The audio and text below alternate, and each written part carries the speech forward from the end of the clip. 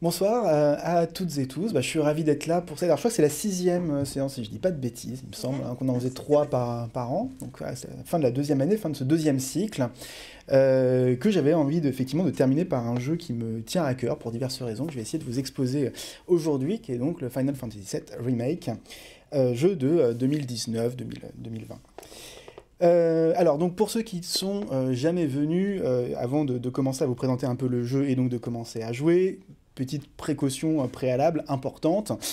Souvent, quand sur des sites comme Twitch, on regarde des séances des joueurs en train de jouer à un jeu vidéo, ce sont souvent des joueurs assez doués qui sont là pour faire de la performance. Ce sera absolument pas le cas ici. Je tiens tout de même à le signaler, puisque comme je vais beaucoup parler sur les images et même pendant le gameplay, et que c'est un jeu qui repose sur beaucoup de combats, vous le verrez, il est fort possible qu'il se passe des trucs un peu bizarres par moments, qui seront indépendants de ma volonté en réalité. Mais voilà, ne vous attendez pas à de grandes prouesses de gameplay, hein, le but n'est pas là. Le but est plutôt d'interroger en fait les images de jeux vidéo à l'aune de certaines connaissances que nous avons des images cinématographiques, à se demander en fait si le jeu vidéo peut être vu ou considéré comme un héritier du cinéma, qui est une idée reçue, hein, qui tient à cœur à beaucoup de personnes, mais qui interroge sur certains aspects. On peut se dire qu'effectivement, il y a des choses qu'on retrouve du cinéma dans la mise en scène de jeux vidéo, mais il y a aussi des enjeux qui sont propres aux jeux vidéo, qui sont ceux du gameplay, notamment de la façon de jouer. Et donc, pendant ces séances, j'essaye de partager à la fois une analyse des images en tant que telles, et aussi une analyse de la manière de jouer. Donc, je vous expliquerai parfois ce qui se passe au niveau de la manette, et voir ce que cette collaboration entre les images et le gameplay peut produire en termes d'émotion, même de compréhension du jeu auquel on joue. Alors, c'est un cas un peu particulier ce soir, hein, le jeu Final Fantasy VII Remake. Alors, je vais essayer d'être assez bref et clair pour vous présenter le jeu, parce que c'est pas simple. Alors, il s'agit en fait d'un remake, comme le titre l'indique, un remake en plusieurs parties, ce sera une trilogie, il y aura 3 jeux au final. Un remake d'un épisode, le fameux 7e épisode, d'une saga, sorti en 97, enfin le jeu original est sorti en 97, et en fait, les épisodes de cette saga, les Final Fantasy, ne se suivent pas de manière feuilletonesque, c'est-à-dire que c'est pas une histoire, hein, qui se suivrait à chaque épisode, c'est une forme d'anthologie où en fait on va suivre des personnages différents, avec des récits différents à chaque fois, avec simplement un point commun, c'est que ce sont des jeux de rôle, et plus précisément des JRPG, c'est-à-dire des jeux de rôle japonais, qui sont situés dans des univers tantôt médiévaux fantastiques, tantôt steampunk ou cyberpunk, ça dépend un peu des épisodes, et qui mettent souvent en scène des personnages assez jeunes ou adolescents ou jeunes adultes. Alors, je ne vais pas m'attarder davantage sur la saga en elle-même, pour la bonne et simple raison que je l'avoue sans honte, c'est pas une saga que je connais bien, voire même je ne la connais vraiment pas du tout en réalité, puisque je n'ai joué à aucun Final Fantasy, si ce n'est ce remake de Final Fantasy VII et le Rebirth que je suis en train de finir, que je n'ai pas fini, donc pour les questions à la fin, pas de spoiler s'il vous plaît, parce que j'arrive, je pense, dans les 10 dernières heures du jeu, et voilà, je ne sais pas encore la façon dont ils vont réinterpréter certains aspects de la narration, du récit originel, dont je sais qu'il risque d'être un peu revisité. Je signale tout de même, c'est quand même important de le faire, que les 6 premiers épisodes de la saga ont été réalisés par un certain Hironobu Sakaguchi, qui était en fait scénariste et réalisateur, qui est producteur du 7e épisode et de beaucoup des épisodes qui suivront dans la série, et qui a surtout réalisé une adaptation de Final Fantasy en 2001, Final Fantasy Les Créatures de l'Esprit, peut-être un film que vous avez vu, qui est un film tout à fait intéressant, mais qui s'inscrit vraiment dans la lignée des épisodes du jeu, c'est-à-dire qu'il est complètement déconnecté d'une quelconque narration en feuilleton. C'est un film qui se voit vraiment de manière singulière. C'est un film que je vous conseille d'ailleurs si vous ne l'avez jamais vu, il est tout à fait intéressant. Mais pour le film en miroir, je me disais que c'était un peu jouer la carte de la simplicité, de la facilité que de diffuser ce film. Donc je préférais opter pour le film de Rintaro que je présenterai tout à l'heure et je vous expliquerai pourquoi il me semblait intéressant de mettre en miroir ces 2 œuvres. Alors pour le coup, cette adaptation de Final Fantasy au cinéma en 2001 a clairement tiré parti de certaines des innovations technologiques du Final Fantasy VII original, donc de 97, et c'est aussi pour cette raison qu'il me semblait intéressant de questionner ce jeu dans sa perspective d'héritage cinématographique. En fait, dès 97, le Final Fantasy VII original, donc, c'est le premier épisode de la saga réalisé en 3D, au départ c'est des jeux en 2D, c'était un jeu réalisé pour la PlayStation de Sony à l'époque. Et c'est un jeu qui est déjà pensé à la base dans une logique, une perspective cinématographique, qui repose en fait sur un grand nombre de séquences dialoguées, qu'on appelle donc des cinématiques, lesquelles privent le joueur régulièrement de son interactivité, et les réalisateurs et scénaristes du jeu, à savoir Yoshinori Kitase, Yusuke Naora et Tetsuya Nomura, font d'ailleurs à l'époque appel à des professionnels de l'industrie cinématographique, et notamment hollywoodienne, pour produire ces séquences cinématiques. Ils vont d'ailleurs mettre en place une cellule de production à Hawaï pour réaliser ces séquences, avec un budget de jeu assez énorme, assez colossal pour l'époque, puisque le jeu coûte la bagatelle de 45 millions de dollars, ce qui est absolument énorme pour un jeu vidéo à cette époque-là.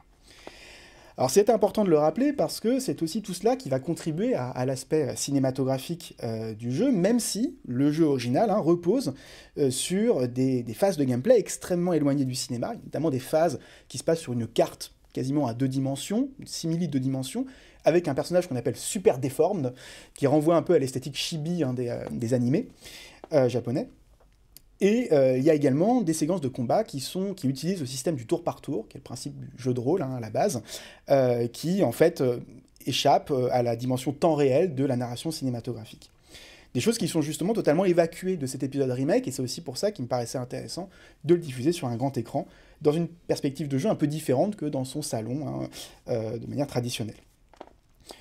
Et c'est justement ce grand écart entre l'appel du cinéma et l'appartenance vraiment à un gameplay très basique qui fait, je pense, l'intérêt de ce jeu, puisque beaucoup de joueurs de l'époque ont vraiment eu l'impression de jouer à un film. C'était vraiment un enjeu important, on avait vraiment l'impression de jouer un film en temps réel, et c'était en grande partie dû aux cinématiques, justement, qui sont, vous allez voir, aussi très nombreuses dans le remake, qui sont quasiment les mêmes que dans le jeu original, même s'il y a quelques différences. Il me semble que le remake pousse ça encore plus loin d'ailleurs, puisque le traitement photoréaliste des images va vraiment donner au jeu un caractère extrêmement cinématographique. C'est un jeu qui est réalisé avec un moteur graphique assez célèbre qui s'appelle le Unreal 5, qui est un moteur graphique qui permet de créer des images extrêmement proches des images photographiques. Donc tout ça va participer à cette hybridité manifeste de ce jeu, alors même que les phases de gameplay que j'évoquais dans le remake cette fois-ci sont là encore très peu cinématographiques. Vous allez voir, ça va être aussi l'un des enjeux du commentaire ici, notamment parce qu'il y a plein d'éléments d'interface qui vont se rappeler à nous constamment pour nous rappeler qu'on joue à un jeu, à la différence du jeu qu'on avait fait la dernière fois, le Hellblade Senua's Sacrifice, où là, pour le coup, il y avait une absence totale d'interface. On avait juste l'image, on n'avait pas ce qu'on appelle l'ATH, l'affichage tête haute, qui nous indique le niveau de vie, le score ou quoi que ce soit. Il n'y avait absolument rien, ce qui renforçait la dimension cinématographique. Là, vous allez voir, il y a beaucoup d'informations à l'écran. Je dirais même que des fois, c'est un peu perturbant, et on va essayer de commenter ce que ça apporte, ou pas d'ailleurs au jeu. Je rappelle quand même brièvement, avant de lancer l'aventure, les enjeux du récit, dont on va découvrir les prémices, comme d'habitude. Le jeu prend place dans une cité dystopique qui s'appelle Midgar, qui est conçue de manière relativement verticale, avec les puissants, les riches qui vivent plutôt dans les hauteurs de la ville, dans les tours, tandis que les pauvres vivent dans des bidonvilles, vraiment en bas de la cité. Configuration qui devrait vous rappeler un certain film, dont nous allons évidemment voir une réinterprétation à 21h. Alors c'est ici qu'on va rencontrer plusieurs personnages assez iconiques, Cloud, Aerith, Barrett, Tifa, que nous allons suivre dans leur périple pour lutter contre une compagnie dictatoriale et malfaisante, qui est la Shinra, qui exploite en fait l'énergie vitale de la planète, qu'on appelle l'énergie Mako. Ils exploitent cette énergie vitale pour fournir la ville en électricité, tout cela bien sûr en tirant profit des plus faibles. Et évidemment cette équipe qui part au début pour lutter contre la Shinra va se retrouver dans une logique de... ils vont vouloir sauver le monde, en fait, tout simplement. C'est dans une logique extrêmement caricaturale, certes, mais en même temps extrêmement galvanisante et épique à plusieurs reprises dans le jeu. Donc, comme je le disais, on va s'intéresser au début, comment le jeu nous fait rentrer dans la fiction, la manière dont il nous projette dans celle-ci. Et alors, les quelques précautions que je viens de prendre ne sont pas inutiles, parce qu'en fait, elles sont là aussi pour expliciter le fait que ça va être un peu compliqué pour moi de commenter cette séance, à la différence des autres jeux qu'on avait fait jusqu'à présent, qui étaient relativement contemplatifs. C'était tout à fait possible de se promener tranquillement et de commenter les images en paix. Ici, ça va pas être le cas. On va souvent se faire agresser de toutes parts par des ennemis, il va y avoir beaucoup d'interruptions dans le gameplay, il y a beaucoup de cinématiques, et rappelez-vous, d'habitude, ce que je fais, c'est que quand il y a une cinématique, je m'épose pour la commenter après en termes analytiques.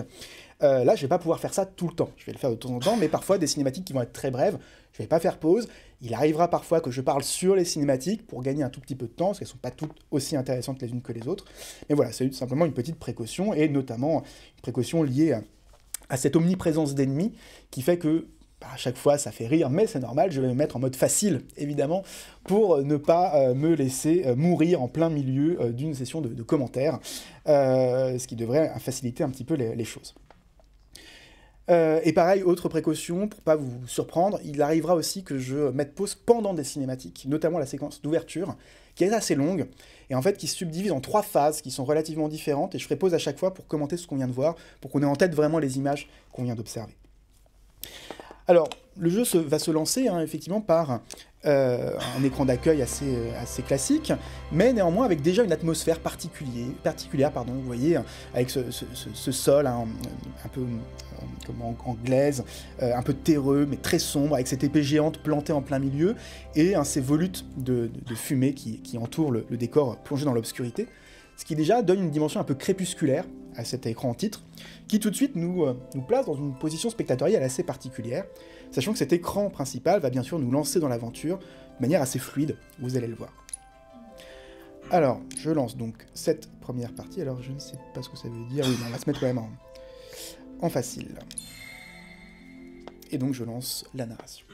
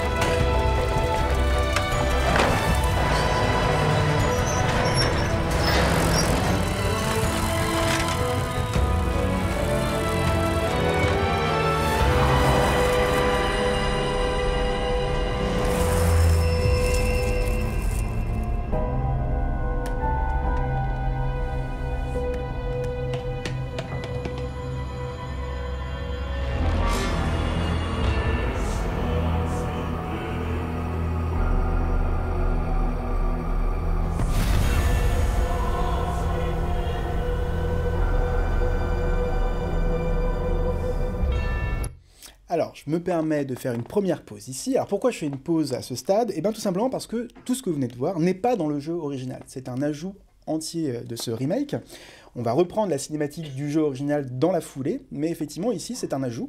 Un ajout qui est intéressant, donc je voulais d'abord le commenter avant de continuer. Alors, vous avez vu déjà la façon dont le jeu crée une forme de continuité avec l'écran titre, avec cette fumée qui va se transformer, enfin cette poussière environnante qui va se transformer en nuage, et avec cette caméra virtuelle qui va découvrir un paysage en suivant donc un aigle qui est en train de voler dans ce décor, un paysage qui est dévasté, aride, et en fait, cette séquence, elle fait quelque chose d'intéressant, c'est qu'elle va tout simplement pointer la dimension épisodique de cette trilogie que Square Enix est en train de produire. C'est-à-dire qu'en gros, alors c'est pas un énorme spoiler puisque c'est quelque chose qui est vraiment lié au jeu original, c'est que le premier opus de cette trilogie, de remake, va s'achever en fait à un moment précis du jeu original, qui est un moment de rupture. Dans le jeu original, il y a toute une première partie qui se passe dans la ville de Midgar, qui est un passage extrêmement linéaire, où on a un sentiment d'étouffement très très fort qu'on ressent dans cette ouverture, en l'occurrence. Et il y a un premier grand changement dans le jeu, à un moment donné où les personnages vont sortir de la ville et arriver dans un monde ouvert. Donc un monde ouvert où il n'y a plus cette logique directrice, et on va pouvoir arpenter l'univers qui entoure la ville de Midgar de manière beaucoup plus libre. Ici, le fait de commencer ce remake par un plan sur le monde ouvert qu'on nous annonce, qui n'est pas encore, dans lequel on sait qu'on ne va pas jouer dans ce jeu, le fait de l'annoncer en fait ici permet de créer un effet de boucle, évidemment de clôture au sein du récit qui se présente ici, Et surtout, ce qui est assez intéressant, c'est que la mise en scène paraît déjà annoncer une problématique du jeu, c'est que on nous annonce une forme de liberté. C'est-à-dire qu'on voit ces paysages extrêmement ouverts, etc. Sauf que vous avez peut-être remarqué que la mise en scène, qui repose pourtant sur une caméra virtuelle qui est censée être complètement libérée de toute contrainte physique, eh bien cette mise en scène, elle joue au contraire sur une forme d'angle de prise de vue qui empêche justement de voir l'horizon ou de vraiment de le cerner. C'est-à-dire qu'on commence en vue en plongée assez zénithale, là, on voit le sol, mais on ne voit pas le ciel. Donc on parcourt comme ça cette terre aride, et puis la caméra va se lever un tout petit peu, mais on va dévoiler un tout petit peu de ciel à l'arrière-plan, mais finalement dans le haut du cadre. C'est-à-dire qu'en fait la ligne d'horizon est complètement bouchée, concrètement. Et plus encore dans le deuxième plan, où là cette fois-ci une plongée zénithale va suivre l'aigle qui arrive donc dans la ville, où là pour le coup on ne voit plus du tout le ciel. On ne voit que cette fumée, ces nuages qui vont laisser la place à une fumée qu'on imagine être d'origine humaine, hein, c'est l'activité industrielle de la ville, hein, qui va produire cette fumée. Et du même coup, la dimension écologique du jeu va sauter aux yeux dans ces choix de mise en scène, c'est que vraiment, on comprend la dénonciation qui est présente dans le jeu par le biais donc, de cet emplacement de caméra qui décide de montrer, justement, de ne pas montrer le ciel, et donc de montrer qu'on est condamné en fait à un monde gangréné par la pollution, en quelque sorte. On observe d'ailleurs tout un travelling labyrinthique dans la ville, dans ces espèces de tuyaux d'architecture métallique, etc., hein, qui nous perd évidemment dans cette architecture. Ce moment où on sort de la fumée de pollution, ça permet de révéler justement cette ville dans toute sa verticalité de mégalopole, en masquant là encore le ciel, d'autant plus que les travelling successifs qui vont s'enchaîner par fondu vont en fait petit à petit nous plonger dans la profondeur de la ville, c'est-à-dire qu'on commence dans les hauteurs et petit à petit on s'enfonce, on s'enferme en fait dans cette ville et on se met évidemment au niveau de ceux qui y vivent, c'est-à-dire qui vivent vraiment enfermés dans ces murs et qui voient à peine le ciel, eux aussi.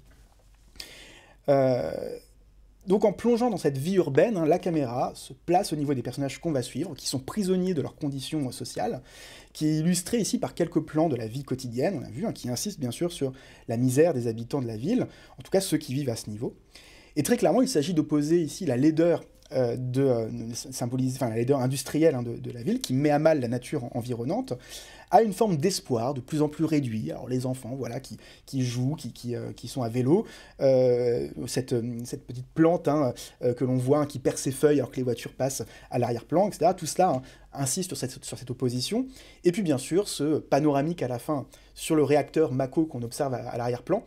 Le panoramique qui est censé nous révéler le ciel, et qu'est-ce que ça nous révèle? Eh bien tout simplement un ciel totalement opaque, pollué totalement par les rejets de cette usine. Tout ça contribue bien sûr à nous étouffer davantage. Donc tu vois, on voit bien qu'ici c'est pas rien, hein. Cet ajout qui est fait ici, il est très symptomatique de ce que le jeu veut produire comme type de discours. Alors maintenant on va voir justement comment le jeu va raccorder avec la cinématique du jeu originel, et on va voir que là aussi il y a des choix qui sont tout à fait intéressants en termes de mise en scène.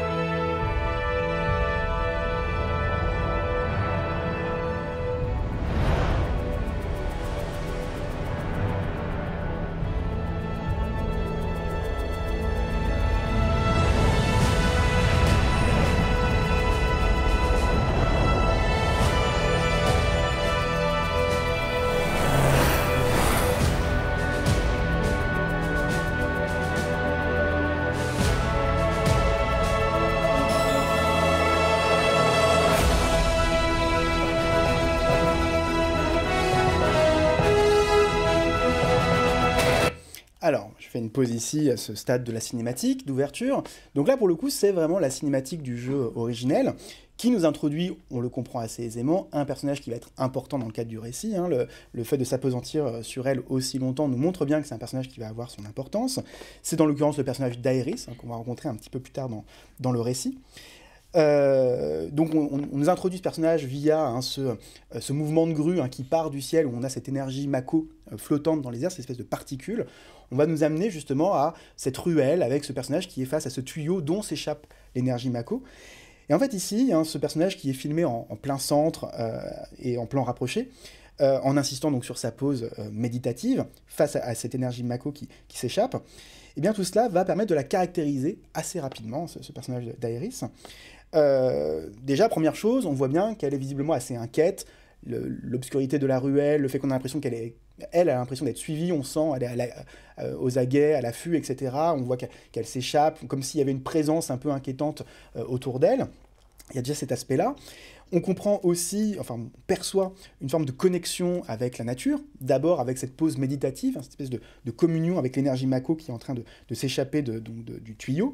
Il y a ce plan sur la fleur écrasée, en plan comme en cadre penché, qui insiste sur la violence de l'indifférence de ce geste hein, du passant qui ne se rend pas compte de ce qu'il fait. Et évidemment le fait que le personnage prenne la fleur et la serre contre elle, hein, qui nous montre aussi la proximité donc, de ce personnage avec la nature, qui va être centrale dans le récit, encore une fois. Mais surtout, il y a cette connexion immédiate avec le joueur-spectateur.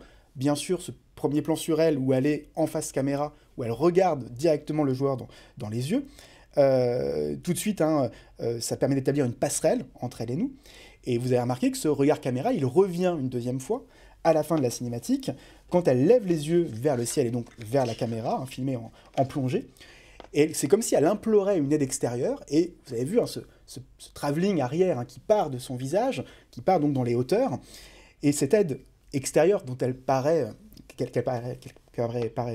appelée à corps et à cri, cette aide quasi divine, et ben en fait on a l'impression que c'est le joueur, parce qu'elle est en train de regarder le joueur, et la caméra qui recule comme ça, de manière très très ample, va venir quasiment chercher le joueur dans son espace personnel, c'est-à-dire son salon ou ici la salle de cinéma.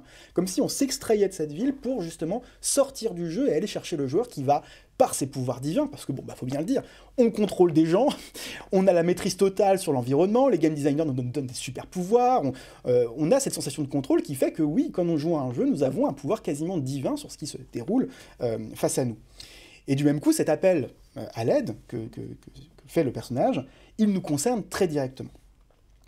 Et pour le coup, hein, cette distance qui va être prise avec la ville permet justement d'avoir cette vision globale que les personnages, eux, n'ont pas. Eux, ils sont pris dans leur quotidien, dans la situation liée au bidonville dans lequel ils vivent, etc. Nous, on a cette possibilité de voir globalement la ville pour pouvoir la cartographier et donc comprendre comment elle fonctionne concrètement. Ça nous donne aussi déjà un temps d'avance hein, sur les personnages. Et c'est à ce moment-là que nous allons pouvoir commencer à rentrer dans les phases de gameplay avec justement la dernière partie, la dernière phase de la cinématique que je vous montre.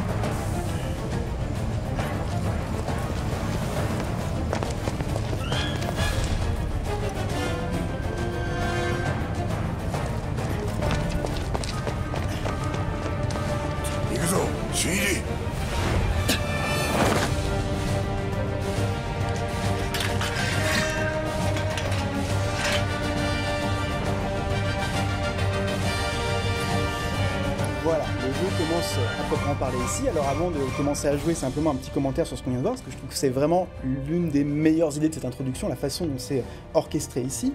Alors d'abord, il y a le fait que, il y a eu ce travelling arrière sur Aeris qui va vers le joueur, qui l'appelle donc en quelque sorte, et on a donc ce travelling avant qui à nouveau nous replonge dans la ville pour nous dire que oui, il va falloir qu'on agisse dans cette ville concrètement. Donc on nous a appelé, on dit maintenant tu viens, et tu vas nous aider à résoudre les problèmes de Midgar. Sauf que vous avez repéré, il y a un montage alterné entre ce travelling avant et des plans sur un train lancé à pleine vitesse qui fait un bruit extrêmement impressionnant. Et en fait, ce cut brutal produit par le train opère comme une forme d'appel, là encore, aux joueurs, c'est-à-dire qu'on nous sort de notre léthargie spectatorielle pour nous dire « Attention, ça va bientôt être à toi de jouer ». Jusque-là, tu étais un peu installé dans ton fauteuil, tout allait bien, et d'un seul coup, ce bruit qui nous fait sursauter, auquel on ne s'attend pas, nous fait nous dire « Ah, d'accord, je dois réinvestir mon corps dans la fiction ». C'est aussi une manière de nous préparer à ce qui va suivre. Ce mouvement donc descendant de la caméra nous amène vers ce train, que l'on récupère donc, et sur lequel se situe un personnage qui est extrêmement iconisé dans la mise en scène, avec une épée géante, qui est celle qu'on a vue dans l'écran titre. Du coup, on comprend, le joueur comprend, même quelqu'un qui n'a jamais joué à Final Fantasy de sa vie, comprend que c'est ce personnage-là qu'on va incarner, concrètement. Et vous avez repéré, ce qui se passe ensuite, c'est qu'on a un plan séquence avec des gardes de la Shinra, qui sont là, en train d'inspecter le train, et qui vont se faire donc éliminer hors champ, et donc on imagine que c'est le super personnage qu'on vient de voir sur le train. Hors surprise, c'est pas le cas. On a un deuxième personnage qui arrive, et qui en fait étouffe le garde, et on se dit, ah tiens, c'est bizarre, c'est pas le personnage auquel on s'attendait.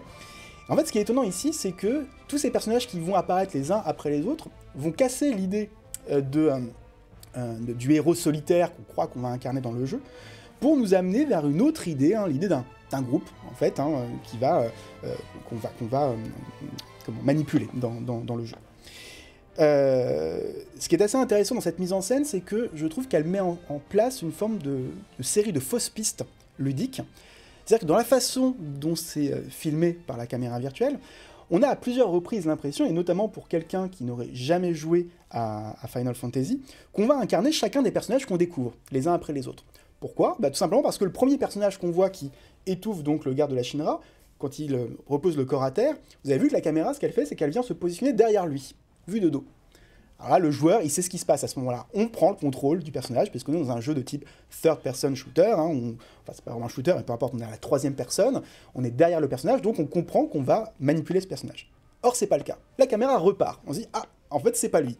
La caméra repart, on suit les personnages, et là, la caméra se retourne, et vous avez vu ce qu'on découvre. On découvre un personnage hyper imposant, filmé en contre-plongée. On se dit, ok, bon, c'est lui qu'on va incarner, d'autant plus que la caméra se place derrière ce personnage à nouveau, s'arrête, commence à le suivre, on se dit, ok, c'est donc lui qu'on va jouer. Et en fait, non. Là, le personnage se retourne à nouveau vers la caméra, et appelle vers le hors-champ en disant, et le nouveau vient ici, la caméra se retourne, et dévoile cette fois-ci, enfin, le personnage de Cloud, donc, qui est le personnage principal de Final Fantasy VII. Cette série de fausses pistes ludiques, je la trouve intéressante parce que, pour deux raisons. La première, c'est que elle joue un peu avec les nerfs des fans du jeu original, qui n'attendent qu'une chose, c'est de rejouer Cloud, évidemment. Et en fait, en nous faisant croire un instant qu'on va interpréter le personnage son nom m'échappe, c'est Biggs, c'est ça ? Je crois que c'est Biggs, le personnage. Nous faire croire qu'on va investir ce personnage-là, c'est nous dire en quelque sorte on va retarder le moment où tu vas jouer Cloud, ou le fait de nous faire croire qu'on va jouer Barrett, donc le personnage extrêmement imposant, c'est un des autres personnages principaux de cet épisode. On nous fait croire qu'on va le jouer lui, c'est crédible, on pourrait se dire ah c'est peut-être une manière de renverser un peu les attentes du jeu original, mais non en fait ce sera pas le cas, etc. Donc on joue un peu avec la patience du joueur, ce que je trouve toujours assez amusant. Mais si c'était que ça, ce serait pas très intéressant. Il me semble qu'il y a un truc plus fort là-dedans, c'est que en nous disant que potentiellement on est sur le point d'incarner chacun de ces personnages, on nous fait comprendre qu'en fait, c'est pas tant un personnage qu'on va jouer, c'est un collectif. On va incarner un groupe de personnages, on va pas en interpréter un seul. Et ça, c'est très fort, si vous voulez. C'est une façon, par la mise en scène, de nous faire entendre la communion entre tous ces personnages. Ils fonctionnent ensemble. Et s'il y en a un qui manque à l'appel, ce qu'ils ont prévu de faire ne pourra pas fonctionner. Et ça, on le comprend tout de suite, juste parce que, avec cette manette qu'on a entre les mains et on croit qu'on va jouer et on nous refuse le jeu, on saisit d'un seul coup le fait que tous ces personnages sont potentiellement un peu nous, en quelque sorte. Chacun peut être un petit peu nous. Donc il y a cette dimension du collectif que je trouve extrêmement forte et qui va être restituée dans le jeu, puisque vous allez le constater, à quelques reprises, on va être amené à jouer d'autres personnages que Cloud. Et ça, je vais y revenir. Donc c'est là que le contrôle nous est donné. C'est là qu'on a... Alors vous avez vu cette pose iconique, hein, évidemment, qui magnifie le personnage, et vous avez vu ce regard caméra, là encore. Hein. Le personnage ouvre les yeux face à la caméra pour établir une connexion avec le joueur. Donc là, à ce moment-là, on se dit, c'est parti, cette fois-ci, on joue bien, on a le personnage qui est vu de dos, pas de problème, donc là, on sait qu'on va jouer. Sauf que jusqu'à présent, ce que j'ai fait, c'était bien pratique pour un enseignant en cinéma qui se repose sur des cadres prédéfinis, qui ont été choisis par des game designers, et qui du coup nous disent, en gros, qu'est-ce qu'il faut ressentir à tel ou tel moment. Mais quand on commence à jouer, et qu'on peut bouger la caméra, et qu'on peut bouger le personnage, ça marche plus. En fait, l'analyse filmique ne peut plus fonctionner.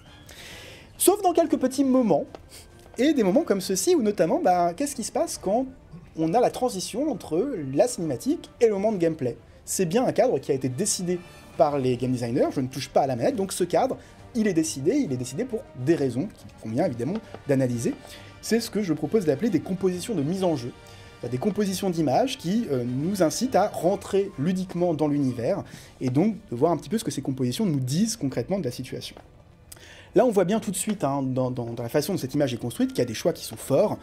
Déjà, une ligne de fuite qui est extrêmement bien pensée, avec le train donc sur la droite qui se plonge dans la profondeur du cadre, des murs et des pièces fermées avec des volets, etc., ou des barrières sur le côté gauche, qui là encore orientent le regard vers la profondeur. Tout nous porte à comprendre dans ce plan qu'il faut aller vers l'avant. Sauf que vous avez vu, le personnage cache aussi l'horizon. On ne sait pas exactement ce qu'il y a devant lui, par exemple. Ça crée une forme de mystère, ça crée aussi le fait que cet objectif qu'on nous donne à atteindre, il va peut-être pas être si simple à atteindre, ou voire même, il est un peu interdit cet endroit. On n'a pas vraiment le droit d'y aller. D'ailleurs, vous avez repéré qu'il y a une lumière rouge qui est située au-dessus du train, qui nous donnerait presque l'impression qu'on n'a pas vraiment le droit d'aller dans cette direction. Mais évidemment, on n'a pas trop le choix. Si on regarde autour de nous, on s'aperçoit que c'est des portes fermées, des murs partout. Le train, voilà, à l'arrière-plan, on voit des barrières, hein, des plots qui nous empêchent de passer. Donc il n'y a vraiment aucun choix. Concrètement, cette composition est faite pour nous amener à nous diriger vers la profondeur du cadre. Donc allons-y, voyons voir ce qui se passe quand on commence à évoluer. Et là, alors qu'on se disait on va jouer, il y a à nouveau une cinématique. On se dit quand même c'est un peu fort de café, on croyait qu'on allait enfin contrôler le personnage, mais c'est pas le cas. Ce qui est assez intéressant ici, vous voyez que c'est une manière d'amener ce qu'on appelle le tutoriel, c'est-à-dire la façon d'apprendre les contrôles du jeu. Un tutoriel qu'on ne peut pas passer, qu'on ne peut pas enlever. Donc c'est pas volontaire, j'aurais pu tout à fait enlever ce tutoriel pour jouer au jeu de manière beaucoup plus fluide. Ce tutoriel va nous accompagner tout au long de cette séance de jeu. Un peu bizarre, et ça fait partie de ce côté, ce que je vous expliquais tout à l'heure, le fait que le jeu a une dimension très cinématographique et en même temps très vidéoludique, où il s'insiste beaucoup sur l'interface, sur les contrôles, etc. Sauf qu'on va comprendre assez rapidement que ces tutoriels, ils sont pas si inutiles que ça. Ils nous servent aussi à créer des enjeux de caractérisation. Par exemple là, juste avec ce premier tutoriel, combattre avec Cloud, d'un seul coup on se dit ok c'est un personnage qui combat. Bon, il a une épée géante, on se doute qu'il va pas faire autre chose que combattre, c'est évidemment, c'est une évidence. Mais il n'en reste pas moins que ce tutoriel caractérise en quelque sorte le personnage. Et puis il y a cet aspect que je voulais simplement évoquer, c'est le fait qu'on nous interrompe quasiment immédiatement en fait, alors même que le jeu vient juste de commencer. C'est une façon aussi de nous dire qu'on n'est pas les bienvenus là où on est. Concrètement, on ne veut pas vraiment nous laisser évoluer là-dedans, on va être constamment arrêtés, interrompus par des gardes, et là les gardes nous interrompent littéralement, ils interrompent le flux de jeu, comme pour nous dire, voilà, ici la cinématique prend le pas sur le jeu, exactement comme s'il va se passer là encore. Voyez.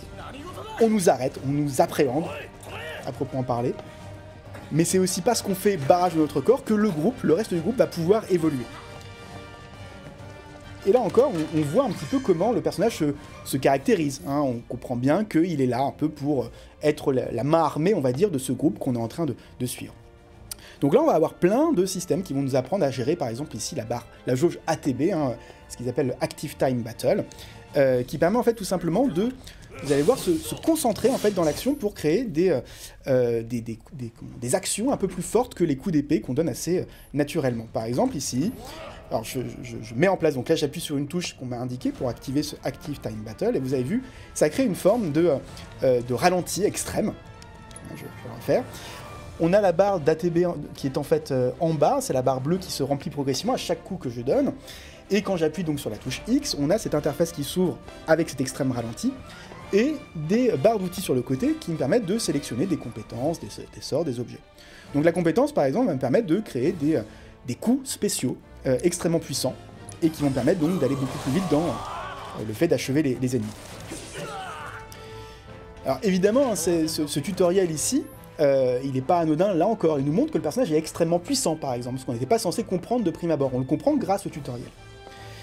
Alors là, bon, on nous annonce le fonctionnement du menu principal, c'est pas le plus intéressant. Par contre ici, on nous parle d'un truc qui va, là pour le coup, avoir un intérêt, alors que ça a beaucoup été vu comme un défaut, ce truc du jeu. C'est les actions contextuelles. Alors les actions contextuelles, on nous dit que parfois il y a des icônes qui apparaissent à l'écran, des espèces de petites flèches bleues, qui vont en fait créer des actions automatiques. Quand on se dirige sur ces petites flèches, le personnage effectue une action sans qu'on ait rien à faire. Par exemple, vous voyez ici, on la voit, cette petite flèche bleue, et là, je me dirige donc vers elle, hop, et là je touche plus à rien, et le personnage saute tout seul la barrière. D'autres gardes arrivent, donc il va falloir les éliminer. Ces actions contextuelles, elles sont assez intéressantes parce que, évidemment, ce sont des temps de chargement déguisés. C'est une manière de pas à chaque fois faire un écran qui nous dit, voilà, on va mettre en place un nouveau tableau. Là, ici, on ne le voit quasiment pas, on ne voit pas cette arrivée d'un nouveau tableau, puisqu'on est concentré sur le mouvement effectué par le personnage. Alors c'est très dirigiste, hein, ces actions contextuelles, ça peut être un peu critiquable, parce qu'on se dit effectivement, quand on voit hein, ces trucs-là, on se dit ok, il y a une direction à suivre, et quand on y touche, bah, il n'y en a plus rien à faire, donc il n'y a pas vraiment de gameplay là-dedans. Ces temps de chargement, ils sont intéressants parce qu'ils nous permettent de comprendre qu'on s'enfonce peu à peu dans le code du jeu. À chaque fois qu'il y a un chargement, on passe à une nouvelle zone, et donc dans le code du jeu, on passe à une strate différente. C'est-à-dire qu'on s'enfonce progressivement dans cette usine de la Shinra qu'on est en train d'investir. Et on a donc à chaque fois ce qu'on pourrait appeler des passages de seuil. Comme là, si on ne pouvait pas revenir en arrière à chaque temps de chargement, on sécurise un endroit. Et du même coup, une fois que cet endroit est sécurisé, bah, il n'y a plus rien à y faire, on a tué tout le monde, bah du coup, comme on n'a plus rien à faire, bah, pourquoi nous laisser le contrôle? C'est pour ça que le personnage effectue son action automatiquement. Ces actions contextuelles, elles ont aussi une autre fonction, symbolique à mon sens, que je vous expliquerai un peu plus tard.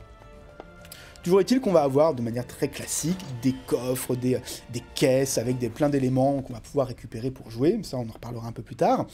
Et on arrive dans des zones voilà, qui sont constituées de manière en apparence un peu plus labyrinthique, mais qui sont en fait très dirigistes.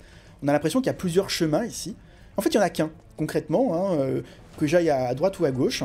On se repère très aisément parce qu'il y a 3 portes, mais les 3 portes mènent en fait au même couloir. Vous voyez, quoi qu'il arrive, j'arriverai ici, hein, donc on a vraiment l'impression que, en dépit de l'aspect labyrinthique de l'usine, cette action que nous effectuons avec nos camarades est une action qui a été extrêmement bien préparée, au point où on est capable de se repérer dans un endroit où on n'a probablement jamais vraiment été.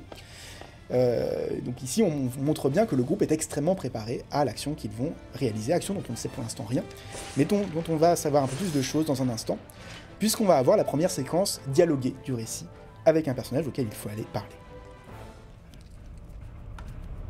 で、ソルジャーがなんだってうちらの仲間になるの？その人キャリアを捨てるわけ？名前なんだっけ？元ソルジャーだとよ。うん。名前はクラウドストライフ。武装路線で行くとなればプロフェッショナルの参加は不可欠だ。俺は歓迎するね。勝手に仲間にするな。仕事が終われば他人だ。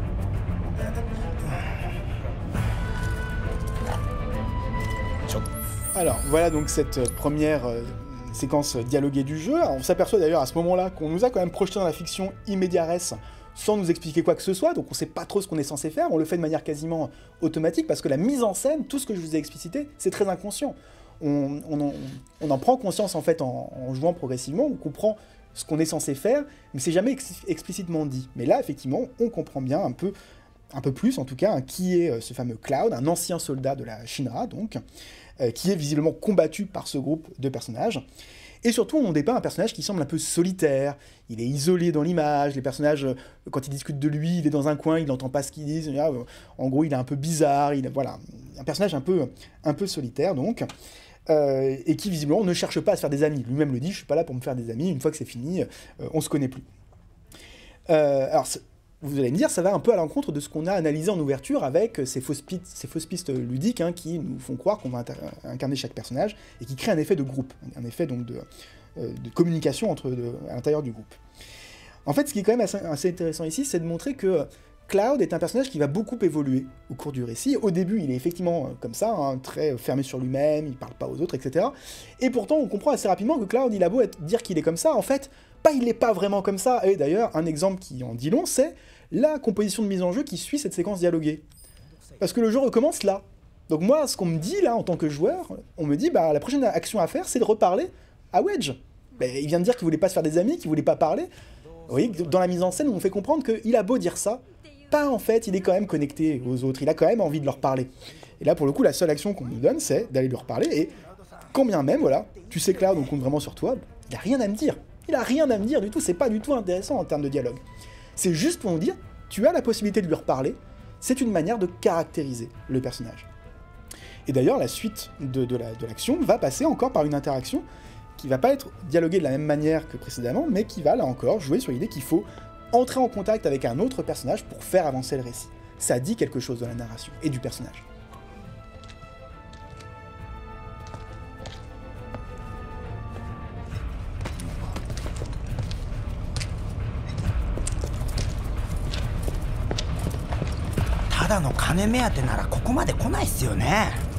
クラウドさんだって星の未来を思う気持ちは俺たちと興味ないね。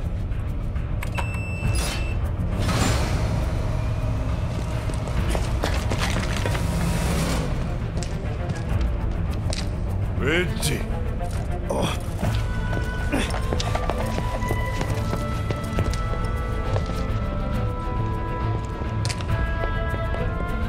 高い金払うんだ。がっかりさせんじゃねえぞ。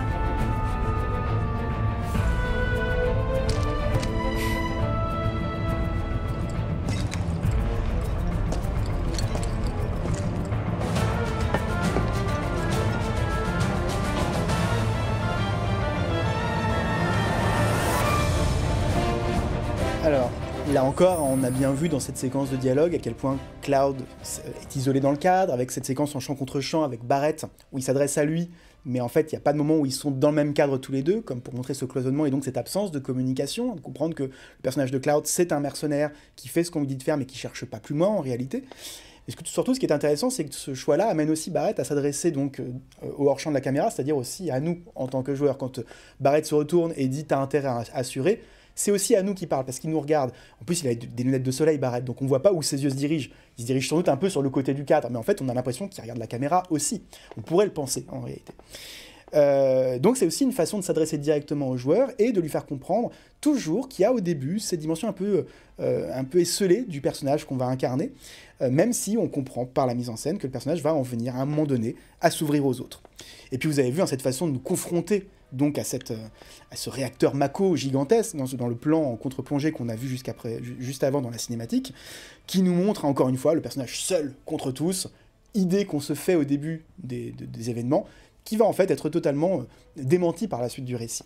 Et ça renvoie aussi à cette imagerie de David contre Goliath, peut-être aussi ce que le personnage se représente lui-même, de l'impression que lui se croit seul contre tous. C'est un petit peu ça aussi qui est ressorti à cette séquence. Alors si on évolue encore dans le jeu, on va avoir un nouveau tutoriel qui nous explique qu'il faut savoir se concentrer pour cibler les ennemis, donc ça montre aussi un personnage qui est extrêmement concentré dans son action. On a un ciblage qui symbolise aussi sa façon de fonctionner même dans sa tête. Tout ça crée aussi un décalage perceptif. Alors c'est assez intéressant cette pause active que j'évoquais à l'instant, ce moment où on fige l'action. C'est un truc qui peut paraître un peu contre-intuitif, mais en fait c'est très malin parce que on voit ici que pour nous il y a plusieurs secondes qui s'écoulent, tandis que pour les ennemis il y a un quart de seconde, voire même moins que ça en réalité.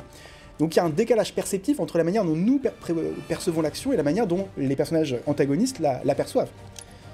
Donc évidemment ça donne l'impression d'un personnage qui est extrêmement puissant, qui est en avance sur tout le reste, etc. Un peu à la manière de personnages comme Spider-Man dans le film de Sam Raimi, quand il a son sens d'araignée qui se déclenche et qu'il y a un bullet time qui va se déclencher et qui va donner l'impression que le personnage voit tout plus vite que les autres. C'est exactement ce qui est ressorti à ce simili bullet time orchestré par la pause active. Alors là je ne touche à rien, c'est une micro-cinématique qui n'est pas anodine là encore parce que ça nous dit aussi combien c'est le groupe qui va nous diriger. C'est-à-dire que nous on est un peu un suiveur, on a été recruté, mais on n'a pas notre libre arbitre, on nous dit ce qu'il faut faire concrètement.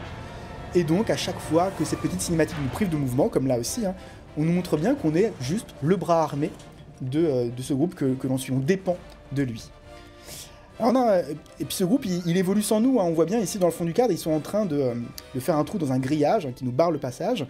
Et je peux pas louper cette action, par exemple. Hein. La configuration ici, avec la pente, hein, m'amène à regarder les choses en plongée. Et évidemment, rares sont les joueurs qui vont être comme ça. Hein. Évidemment.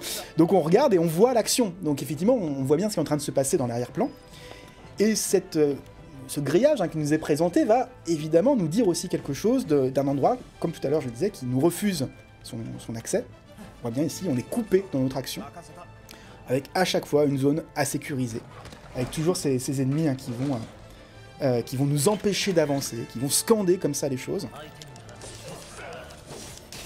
Donc c'est évidemment toujours le même principe, avec toujours cette impression encore une fois, de supériorité vis-à-vis des ennemis, supériorité qui d'ailleurs durera pas forcément très longtemps, parce que concrètement il y a des ennemis par la suite qui vont être extrêmement puissants et qui vont en fait démentir un petit peu l'impression que nous sommes beaucoup plus puissants que tous les ennemis du jeu. Alors ici, action contextuelle, donc forcément, encore une fois, un passage de seuil, on a l'impression qu'on va de plus en plus s'infiltrer dans l'usine, mais surtout, regardez cette composition de mise en jeu géniale.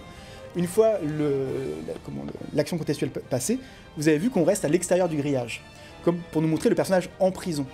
À mesure qu'il va avancer dans le jeu, Cloud va en fait s'emprisonner dans une situation qui ne pourra pas ressortir. Il n'y a plus de retour en arrière possible en fait. Les personnages vont tous se condamner en fait à leur destinée, et leur destinée qui est plus ou moins tragique en fonction des personnages. Et cette destinée, cet emprisonnement va être pour moi restitué par plein d'idées de mise en scène, comme ici ce plan situé à l'extérieur du grillage qu'on va ensuite donc traverser. Mais qui va nous révéler un lieu, vous le voyez, qui est complètement nourri de grillages dans tous les sens. Hein. On a l'impression d'être complètement empêché par le décor. Alors là, on va aider l'infiltration, vous voyez, des personnages qui étaient sur la gauche du cadre. Donc là, il n'y a pas de cinématique pour nous arrêter, parce que évidemment, le but, c'est de montrer la fluidification de l'évolution de nos amis. Donc forcément, si on avait mis une cinématique ici, on se serait rendu compte qu'on a échoué dans notre mission. Donc là, le fait que l'action se passe dans le fond du cadre, sans interruption, montre qu'on a vraiment permis l'infiltration discrète de nos collaborateurs.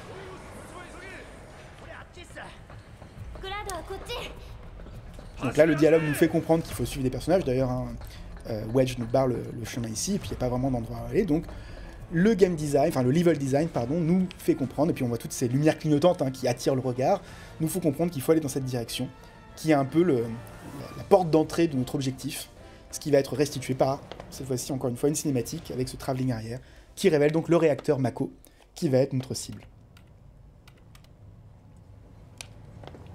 この腕さえひねるソルジャーといや神羅の番犬マコールは初めてじゃねえんだろ俺をマコーだまりのブリッジまで案内してくれ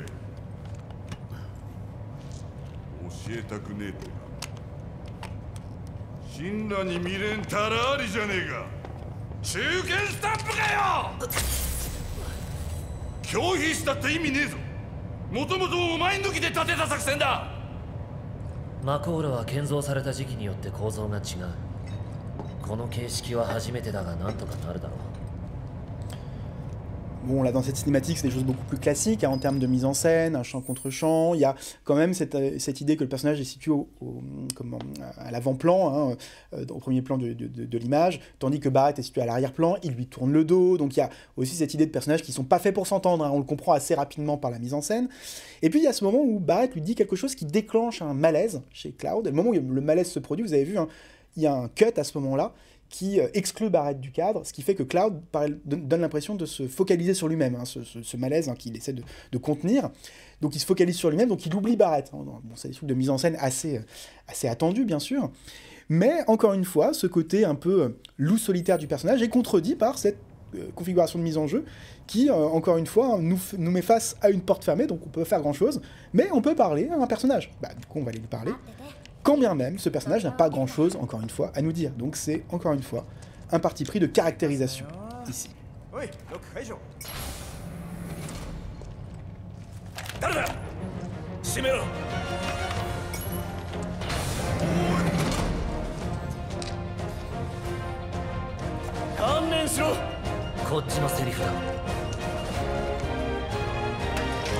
Il y a une dimension un peu moqueuse ici, hein, bien sûr, avec le fait de la répétition du personnage qui à chaque fois se retrouve isolé avec les gardes, avec Barrett hein, qui regarde en disant « Ah mince, j'avais pas pensé que la porte allait se refermer », et le regard de Cloud un peu désabusé. Et d'ailleurs, vous avez repéré que cette façon à chaque fois de nous mettre des tutos à chaque fois qu'il y a une enclave de bataille hein, dans la séquence, permet en fait de montrer une forme d'indifférence polie au combat. Parce que vous avez vu que ces tutos, ils interrompent vraiment l'action à chaque fois. Et c'est comme dire, mais en fait, le combat, je peux m'arrêter en plein milieu, finalement, c'est pas très intéressant, je suis tellement fort, je suis tellement incroyablement fort que je peux tout à fait lire un tutoriel en parallèle, parce que finalement, le combat m'intéresse peu, vous voyez. Ça caractérise encore une fois le personnage, il est presque indifférent à l'action, comme si les combats étaient une formalité. Et ça, on le ressent hein, très clairement avec les tutoriels qui interrompent régulièrement l'action, comme pour nous dire, les combats, c'est pas très important. Par contre, ce qui est important, c'est ce qu'on te dit, c'est des explications qu'on te donne sur le système de jeu. パスコードの情報は分派の同志が手に入れたの。あ、分派はこっちか。活動方針で揉めちゃって。はい、ロック解除。気張っていけ。On voit, il y a une connexion qui commence à se tisser hein, avec le personnage de Jesse. Hein, on peut lui reparler plusieurs fois, hein, ce qui, à chaque fois, va faire avancer un tout petit peu la présentation hein, du personnage. Et notamment qui va caractériser de plus en plus Cloud, vous allez le voir. リヴァの知り合いでしょ。好奇心むき出しで聞くけど、どんな知り合い？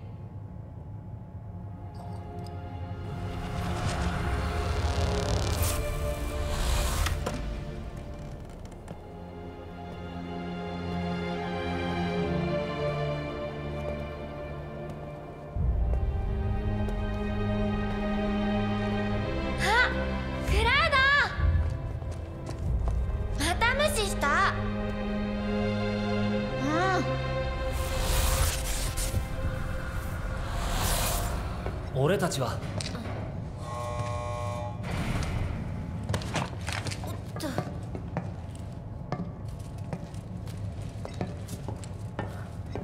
Alors, ce qu'on vient de voir, hein, je commande parce qu'on a un bout de cinématique ici qui va être un peu moins intéressant, parce qu'on va voir les ennemis qui sont pas très importants là dans ce que je veux vous montrer.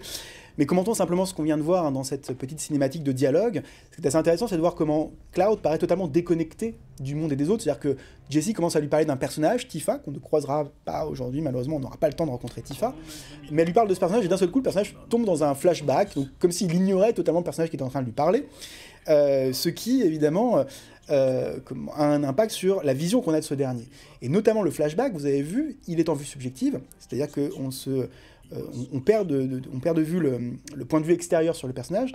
C'est-à-dire qu'on a l'impression que ce personnage de Cloud va presque se désincarner à ce moment-là, comme s'il était absent à lui-même. Cette vue subjective, en fait, désincarne un petit peu le personnage. Et donc, dans son flashback, on a vraiment la manière dont Cloud voit le monde, en fait. Et c'est comme s'il n'avait pas conscience de lui-même, ni même vraiment conscience des autres, ce qui met en évidence un vrai souci de communication qui va vraiment, pour le coup, être caractéristique de ce personnage.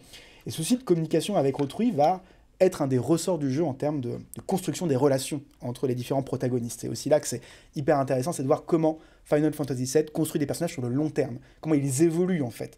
Et concrètement, quand on regarde les personnages au début de ce jeu, et quand on voit ce qu'ils deviennent à la fin de Rebirth, il n'y a rien à voir, on voit vraiment une trajectoire, il y a vraiment un truc très intéressant là-dedans, c'est pas des monolithes qu'on incarne concrètement. Et vous avez vu d'ailleurs hein, la composition finale, quand ils arrivent dans l'ascenseur, les personnages qui sont sur la gauche, tandis que Cloud est isolé au milieu. Tout dans la composition est fait hein, pour montrer un point de départ qui va justement être amené à évoluer tout au long du récit.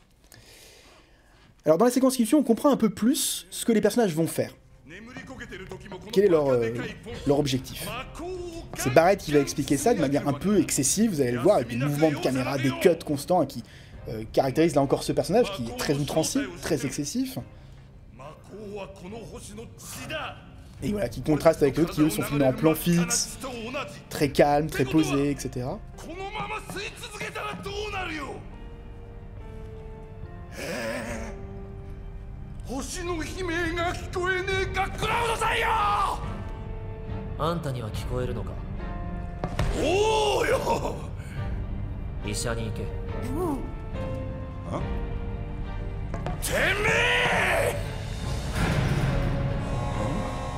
contre-plongée très classique hein, pour 星の accentuer 未来より la 5 colère 秒 du 後の自分を personnage. 心配するんだな。あんたの悲鳴なんてゾッとする。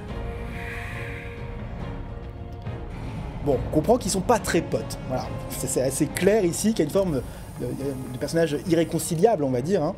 Et pourtant, il va se passer ici quelque chose d'extrêmement intéressant. こっからは慎重に行く。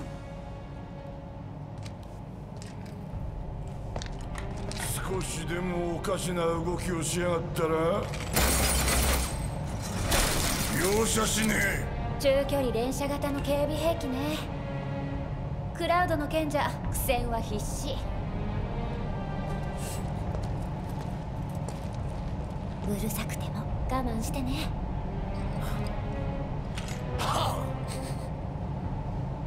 がっかりさせるなよ。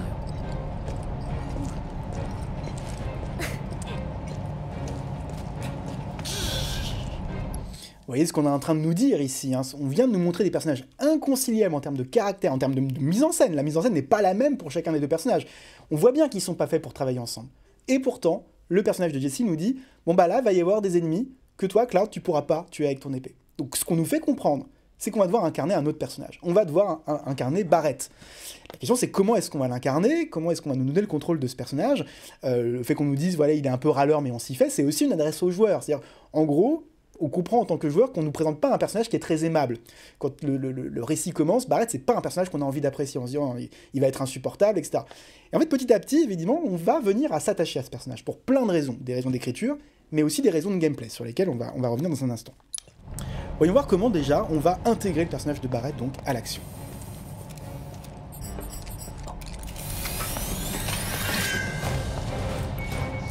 Voilà, idée géniale, avec ce moment où on nous donne le contrôle, donc caméra qui se place derrière le personnage, donc on comprend qu'on va jouer avec Cloud face au vigie laser, et à ce moment-là, vous avez vu ce qui s'est passé, la caméra a fait un très léger panoramique extrêmement rapide et bref sur la droite, et on a vu Barrett qui rentrait dans le cadre pour s'ajouter à l'équipe. Et là, on nous explique comment combattre avec Barrett. Et en fait, au début, eh ben, c'est lui qu'on va incarner, vous voyez, c'est lui que j'incarne ici, et j'ai mon bras canon hein, qui me permet de venir à bout hein, de ces lasers, hein, de ces vigies en fait, hein, qui nous empêchent de passer. On nous apprend également encore une fois que le personnage est très puissant, il a une arme, une grosse décharge, hein, il l'appelle, vous voyez, permet voilà, d'abattre des ennemis quasiment en une fois, mais ça met un peu de temps à se recharger. Bref, dans tous les cas, on voit bien qu'on a un personnage qui a une arme extrêmement puissante et qui permet surtout de gérer des ennemis à distance. Mais on se dit, c'est bizarre d'interpréter uniquement Barrett alors qu'on a interprété Cloud jusqu'à présent. En fait, ce qu'on va nous apprendre ici, c'est à changer de personnage pendant le combat. Et en fait, ce que Final Fantasy VII Remake va intégrer tout au long de son gameplay, c'est la possibilité pendant les combats d'interpréter plusieurs personnages en même temps. On va changer de personnage avec la croix directionnelle, en fait, pour basculer de l'un à l'autre. Et évidemment, chacun va avoir ses capacités. Là, par exemple, hop, je vais passer à Cloud, là, je repasse à Barrett, là, je repasse à Cloud. Et vous voyez que à chaque fois, ce qui se passe, c'est que l'action se fige légèrement, comme dans la pause active. Et, hop, c'est comme s'il y avait une sorte de simili-bullet time qui permet de passer de l'un à l'autre. On va revenir sur ce que ça produit par la suite, mais en tout cas, l'enjeu, il est clairement là.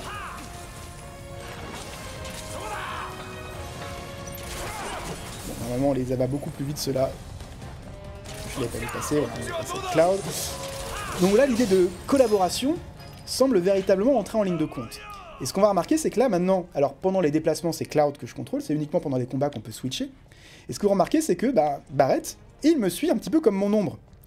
Comme si à présent, il y avait une forme de communication qui s'était établie, parce que nous avons incarné Barrett l'espace d'un instant.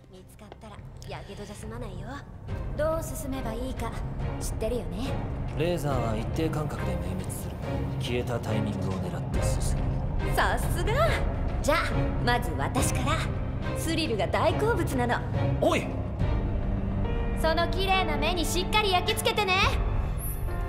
Bon, ici on a une dimension très arcade, hein. On nous apprend à courir pour voilà, éviter les lasers, hein. C'est pas vraiment ce qui est le plus intéressant en termes de gameplay. Par contre, ce qui est intéressant, c'est que nous guidons Barrett. Concrètement, Barrett, il a vraiment besoin de nous, vous voyez, il nous suit concrètement.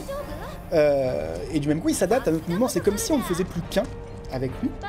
Et là encore, ça va avoir un rôle à jouer dans la fonction de groupe qui se dessine tout au long de ce récit. Pardon, j'ai cru qu'on va y arriver. C'est bon, je peux passer? Non, je peux pas passer. non plus. Bon, on va y arriver. Tout cela crée l'impression effectivement qu'on fonctionne vraiment l'un avec l'autre. Vous voyez, s'il dépendait véritablement de notre mouvement. Bon là visiblement ça passait pas, je passe de force. Et on va pouvoir affronter un nouveau personnage, cette fois-ci beaucoup plus imposant que ceux qu'on a affrontés jusqu'à présent. ヘマしたらお掃除されちゃうかも。その前にスクラップにしてやるさ。 Ce qui va être assez intéressant avec cet ennemi, cet antagoniste, c'est qu'il va nous révéler quelque chose sur le fonctionnement du gameplay. C'est-à-dire qu'ici, je vais lancer par exemple une attaque, le choc transperçant, imaginons, et pendant cette attaque, je peux tout à fait switcher sur mon autre personnage pour l'attaquer cette fois-ci avec mon attaque spéciale, par exemple. Je reviendrai plus tard sur l'état de choc. Ce qui fait qu'en fait, pendant qu'un personnage fait une action, je peux tout à fait incarner l'autre pour réaliser une autre action, ce qui va évidemment produire une impression d'action simultanée. Alors même que dans les faits, j'interprète les personnages l'un après l'autre, je switch de l'un à l'autre et ils se succèdent dans le gameplay, ben en fait dans la temporalité du jeu, c'est comme s'ils agissaient en même temps. C'est ça qui est assez, je trouve, intéressant ici. C'est que vraiment on a des personnages qui donnent l'impression d'être incarnés successivement et qui sont incarnés vraiment dans le même mouvement. Ils agissent vraiment comme d'un seul homme, encore une fois, de manière unifiée. Comme pour nous dire finalement que l'union fait la force. C'est un peu le message hein, qui passe au travers de ces situations dramatiques qui nous sont présentées ici. ソルジャーには階級とは別にランクがあって。いくつって聞いたら年じゃねえのか。普通はよ。 Bon, souvent ces petits quiproquos de dialogue hein, qui sont assez amusants, hein, parce que Cloud est un peu à côté de ses pompes la plupart du temps.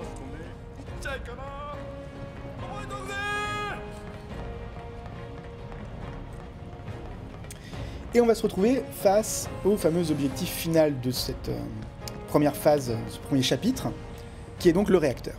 Et là vous avez vu, on a ce mouvement de caméra virtuelle hein, qui fait fi des obstacles, comme pour nous dire que finalement les obstacles à venir, ils sont pas très importants, pas très, ils vont être une sorte de formalité là encore. Donc on a à nouveau nos actions contextuelles hein, qui vont nous permettre de nous déplacer sur les échelles et donc de nous approcher petit à petit du réacteur. Alors on a eu ce mouvement de caméra virtuelle qui nous dit que eh ben, dans le plan des personnages, on accède véritablement au lieu qu'on avait cartographié dans notre mise en place de notre attaque. Et en même temps, le fait qu'on soit obligé de passer par les passerelles, etc., nous dit aussi que c'est pas si simple que ça. Il faut quand même toujours vaincre certains ennemis, même s'ils sont beaucoup plus simples, vous le voyez. Mais cette simplicité va être aussi là pour accentuer la difficulté de ce qui va advenir dans la séquence suivante. Et donc voilà ce réacteur très gigerien dans l'esprit, hein, on a une forme de design qui n'est pas sans évoquer Alien, Prometheus, etc. Il paraît presque un être organique.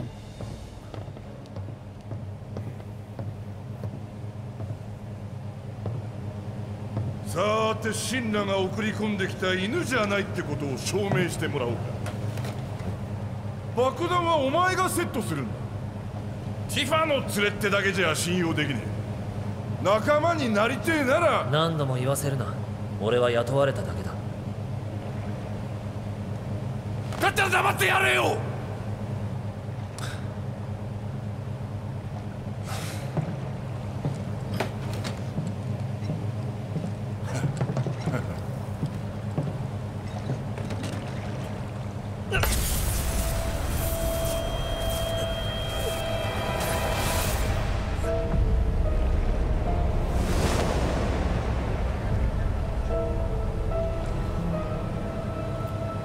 どうした？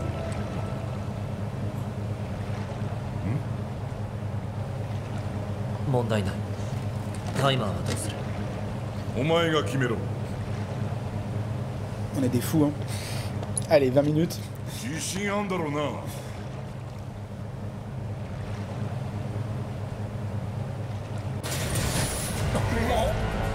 はめやがったな。来るぞ。なんだと。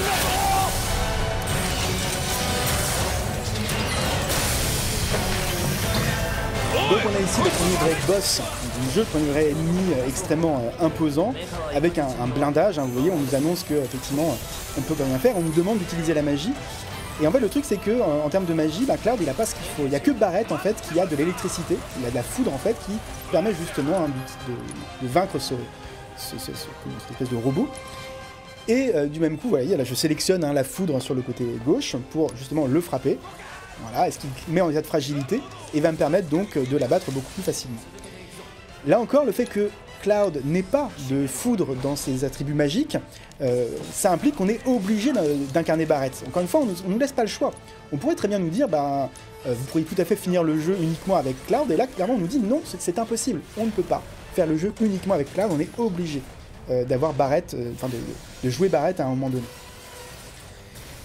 Ce qui fait un truc un peu, ce qui nous dit quelque chose quand même d'assez intéressant à relever, c'est que ils ont beau être totalement différents, ces deux personnages, on a beau nous les dépeindre comme totalement inconciliables, ils ont quand même un point commun qui est extrêmement important, c'est quand même le joueur. Concrètement, le joueur, pour le coup, il incarne les deux, donc c'est un point commun de l'un et l'autre. Et ce point commun va permettre justement de mieux saisir ce qui relie finalement ces personnages envers et contre tout.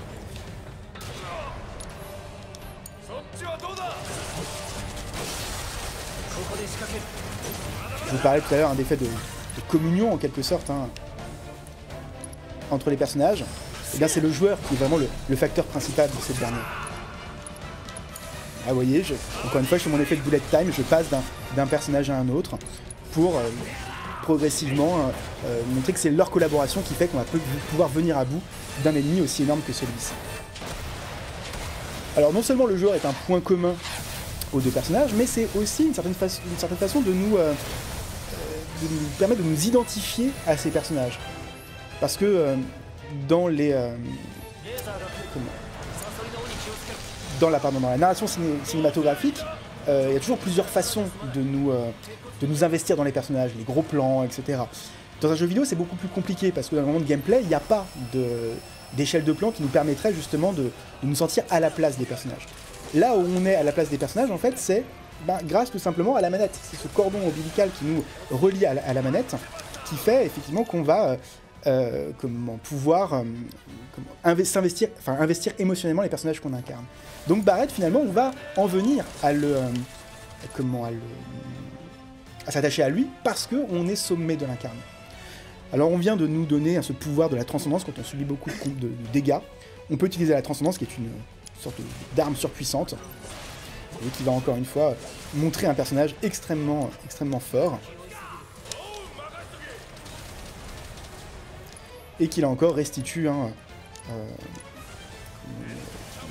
l'univers, une mise en scène très animée dans l'esprit. Je pense que là vous avez vu un peu la spectacularité d'un combat comme celui-ci, avec toute cette pyrotechnie, ces mouvements de caméra extrêmement nombreux. Vous voyez ici, évidemment l'impression que tout va s'écrouler sous les coups du personnage.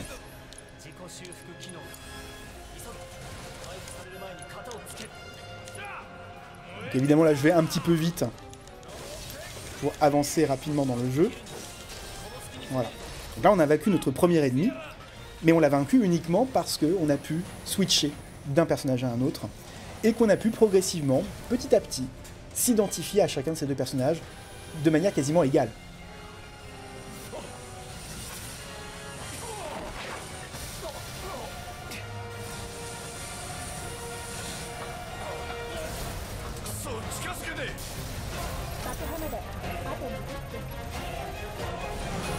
Je vous rassure, ce ne sera pas du tout 20 minutes.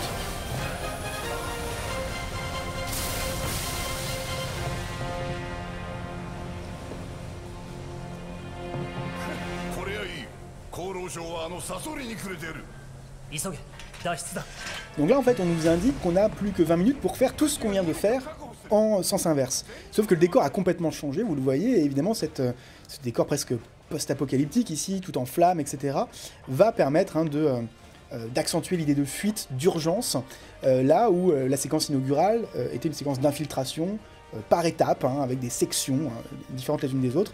Là on a l'impression qu'il faut s'adapter, que tout est en train un peu de s'écrouler autour de nous, tout est en train de brûler. Donc évidemment on est censé aller vite être dans la réactivité, voilà, s'adapter à ce qui est en train de se passer.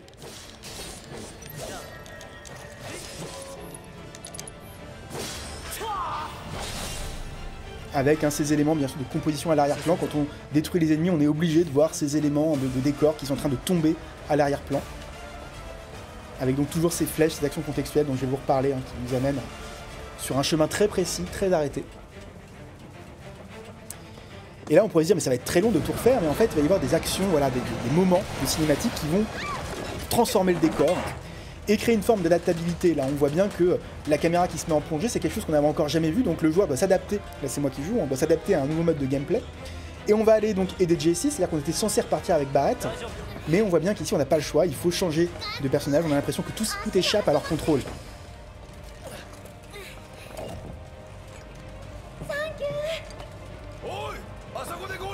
Voilà, les personnages qui se séparent, ils ont vraiment pas le choix, etc.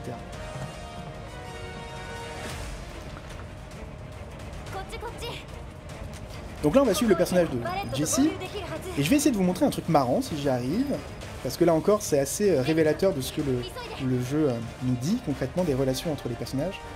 Ici, j'ai un petit peu trop traîné pour vous montrer ça.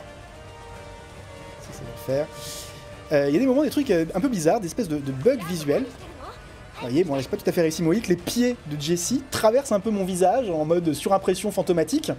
Ce qui parfois est encore plus flagrant. Vous voyez, là par exemple je suis complètement sur elle. Et donc quand on voit ça la première fois on se dit oh, c'est un peu ridicule ce bug visuel, vous voyez. Mais en fait c'est un bug qui nous dit que les personnages ils fusionnent quasiment ici. Ils doivent vraiment fonctionner les uns avec les autres. Vous voyez ici c'est un mouvement de caméra que je n'ai pas fait, qui nous montre que quand on escalade cette échelle, Barrett de l'autre côté escalade de la même manière. C'est-à-dire que le cadre ici, dans la profondeur, unit les personnages.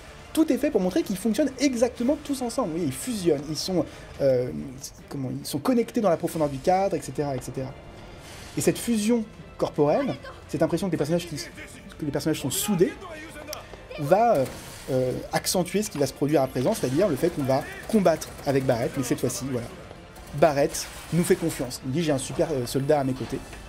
Et du même coup, cette caractérisation de ce binôme passe clairement par ce moment où on collabore vraiment, sans que Barrett croit qu'on l'a piégé, ou que Cloud est en fait un traître à la solde de la Shinra. Alors ce qui est aussi intéressant ici, c'est qu'on voit bien dans quelle mesure ces personnages qui ne s'apprécient pas au départ vont finir par s'apprécier dans une logique de buddy movie. On est vraiment ici dans un parti pris très cinématographique. Dans le buddy movie, c'est par le fait que les personnages communiquent les uns avec les autres, qu'ils se chamaillent, ils se font des bons mots effectivement pour montrer qu'ils ont le dessus l'un par rapport à l'autre. Mais là, dans le jeu, c'est un peu la même chose qui se passe, mais uniquement en termes de combat. Par le combat, par cette façon d'alterner entre les deux personnages, on comprend qu'on a bel et bien affaire à un vrai buddy movie, avec des personnages qui vont finir par être inséparables, parce que le buddy movie c'est ça, hein, l'arme fatale, 48 heures, des personnages qui peuvent pas se supporter au départ, vont finir évidemment par s'adorer et par plus pouvoir se passer l'un de l'autre. Et là concrètement, on finit par plus pouvoir se passer l'un de l'autre parce qu'on est vraiment soudés, hein, on est obligés de fonctionner ensemble pour au maximum pouvoir se débarrasser des ennemis sans grand dommage.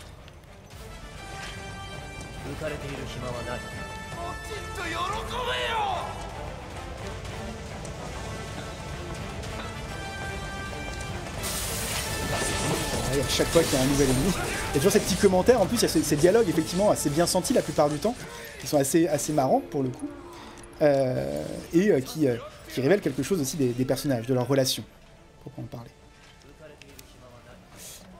C'est par ici.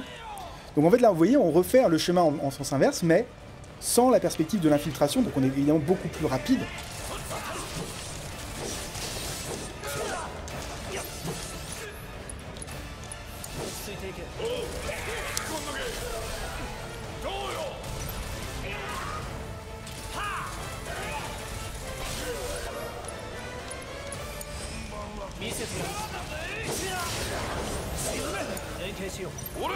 Je débarrasse rapidement des vigiles que Cloud donc ne peut pas atteindre pour le coup.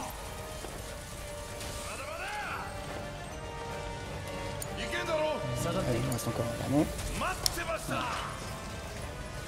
On continue donc notre retour en arrière et cette fois-ci, voilà, on va arriver à une nouvelle phase de jeu, une nouvelle cinématique qui va créer une rupture, une bascule scénaristique.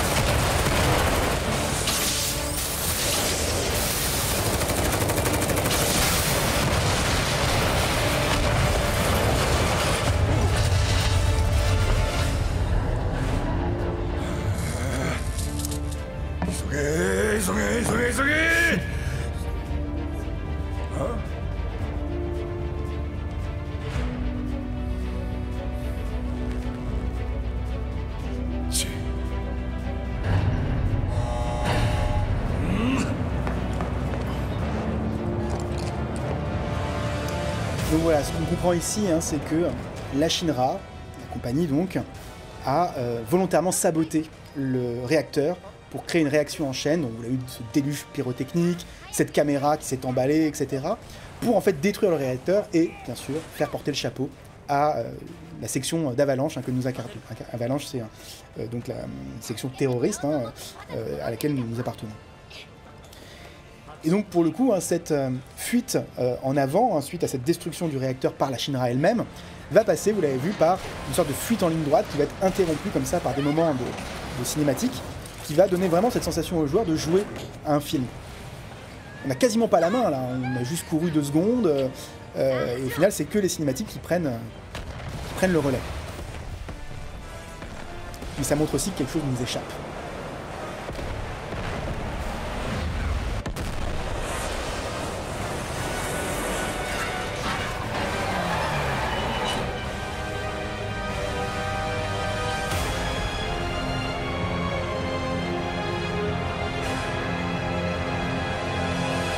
Donc voilà, tant qu'on est en contrôle, tout va bien, on a le contrôle du personnage, mais dès qu'il y a une série de cinématiques de la sorte, eh bien forcément c'est comme si on perdait le contrôle littéralement, et c'est ce qui arrive au personnage. Donc là, les choix de relation entre gameplay et cinématique nous disent quelque chose des personnages.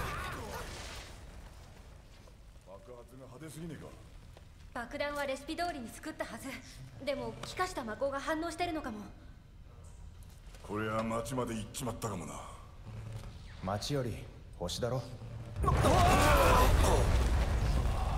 星の命ちょっとは伸びたかな。そうじゃないと困る。さあ外に出よう。ここ8番街でしょ。まだ先っす。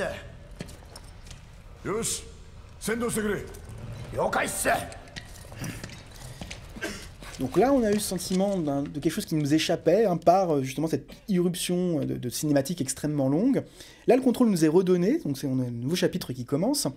Mais le contrôle nous est donné, vous voyez, dans un couloir, encore une fois. Pas vraiment le choix, on ne peut pas vraiment aller en arrière, parce que tout au fond, vous voyez, c'est effondré, hein, donc il n'y a pas vraiment moyen d'aller de l'autre côté. On a vraiment des commandes extrêmement limitées, avec, en plus, des actions contextuelles. Alors, non seulement c'est juste un couloir, on ne peut pas se tromper, on ne peut pas aller tout droit, mais on ne peut aller que tout droit, mais en plus, vous le voyez, il y a ces moments où on nous impose quelque chose. Là, j'ai plus le contrôle, hein, vous voyez, concrètement, le personnage, il fait le truc automatiquement, donc on en vient presque à se demander, mais pourquoi on joue, en fait? C'est un peu bizarre, hein, concrètement, il n'y a pas vraiment de raison de jouer, hein, il y a vraiment rien qui... vous voyez, tout nous... Encore une fois, là, je ne touche à rien, comme si le jeu se manifestait contre nous pour nous dire, arrête de jouer, laisse-toi guider par une force supérieure, quelque chose qui va t'obliger à aller dans certaines directions. C'est-à-dire qu'il y a une forme de chemin tout tracé, vous voyez, le chemin en plus il est tracé par ces blocs qui s'effondrent, là encore, cette action contextuelle, cette petite flèche qui nous somme d'aller tout droit, on a ce chemin qu'on ne peut pas contourner, on est obligé d'aller dans cette direction. Quand bien même cette direction, bah, vous le voyez dans la profondeur de champ, eh ben, elle est complètement masquée, on ne voit pas trop ce qu'il y a. Moi, vous voyez, là c'est fermé, c'est juste un coffre, mais je vais l'ignorer. Ça m'oblige à aller par ici, mais vous voyez, là, je suis de nouveau face à un mur. Je sais jamais où je vais. Là, vous voyez, tout est effondré. Je sais même pas ce qu'il y a derrière. Ça se trouve, il y a plein de méchants derrière. J'en sais rien, si vous voulez. Et je suis obligé d'aller tout droit parce qu'il y a cette petite flèche qui me dit c'est là qu'il faut aller. Donc j'avance à l'aveugle en faisant confiance au jeu. Ça, c'est extrêmement important. Je vais y revenir dans un instant. Il y a tout un truc dans la narration de Final Fantasy VII remake, qui nous impose de faire confiance au jeu et de se laisser guider par lui. Mais en fait, c'est porteur d'une idée qui va prendre sens dans la séquence qui va suivre, qui sera un peu la séquence terminale de notre conférence.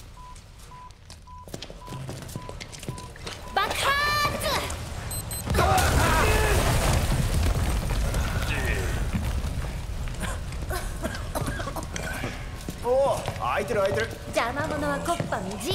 さあ行こ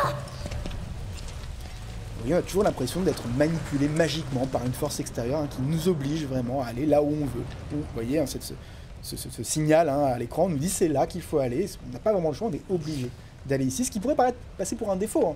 Beaucoup ont critiqué ça en disant c'est complètement dirigiste, on n'a pas le choix de l'action, on est complètement soumis au programme du jeu. Mais vous allez voir que c'est pas fait au hasard. 緊急事態発生。こちらはジンダカンパニー危機対策本部です。一番魔航路が何者かの攻撃を受け爆破されました。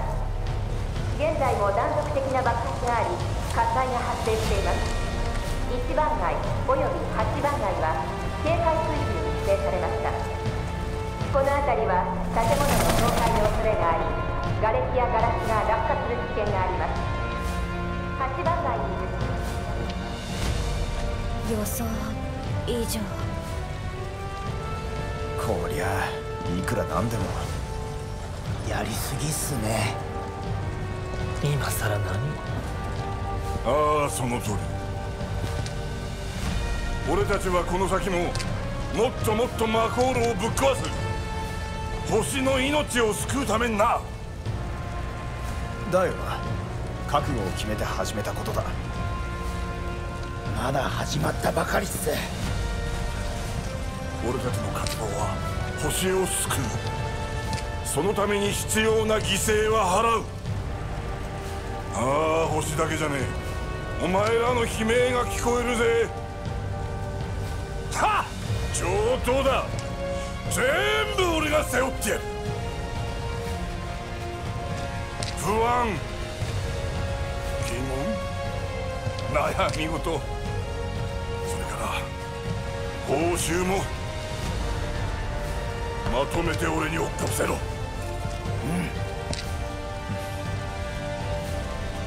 で、リーダーどうするよ。計画通りだ。全力で逃げる。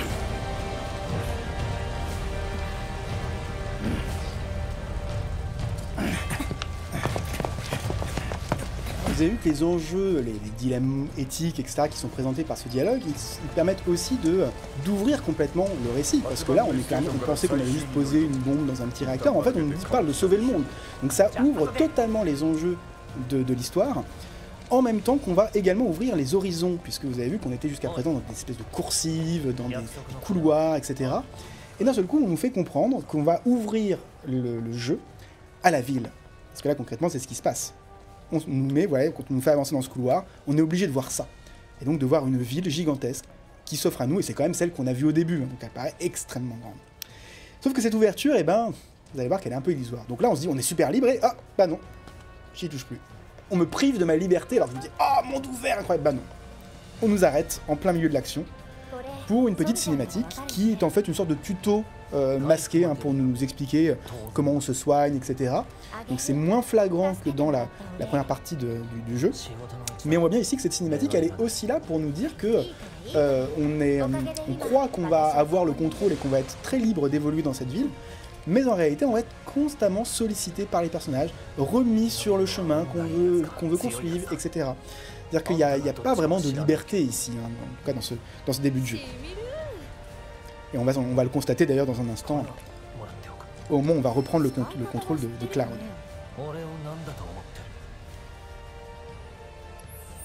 Donc, là, pour le coup, on peut passer le tutoriel, donc on va le passer.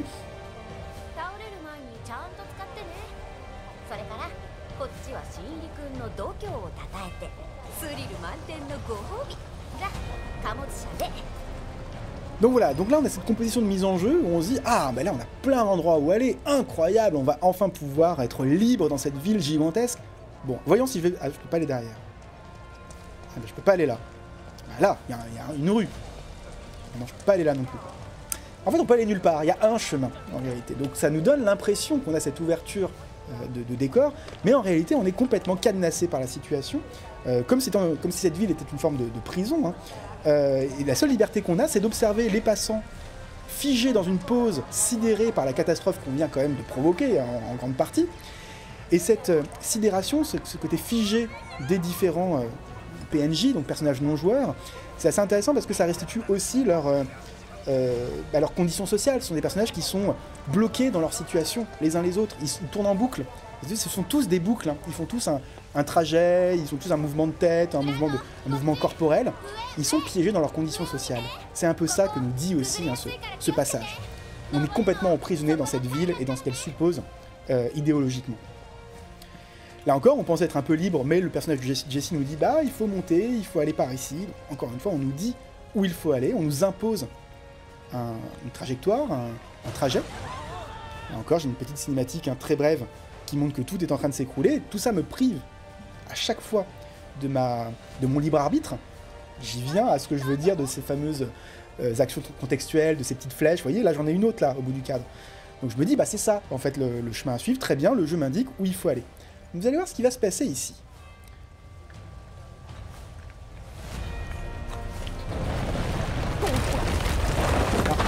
Bizarre, le chemin qu'on m'avait tracé est empêché. On me dit non, c'est pas en fait là qu'il faut aller. Comme si le jeu se contredisait lui-même. Un peu étonnant. On peut effectivement au départ se demander ce qui provoque ça. Donc là on va se diriger là où on peut, hein, c'est-à-dire cette rue. Hein, Mais tout s'effondre à nouveau. Vous voyez, on est constamment guidé par des actions, enfin des éléments scriptés, hein, ce qu'on appelle des éléments scriptés. Des petits passages qui vont redéfinir le lieu d'action, le lieu d'exploration, pour nous obliger à aller dans certaines directions. Mais là, c'est pas pour rien, c'est aussi pour introduire un nouveau personnage. Qu'on avait annoncé avec les différentes visions, les moments où Cloud faisait des espèces de malaise.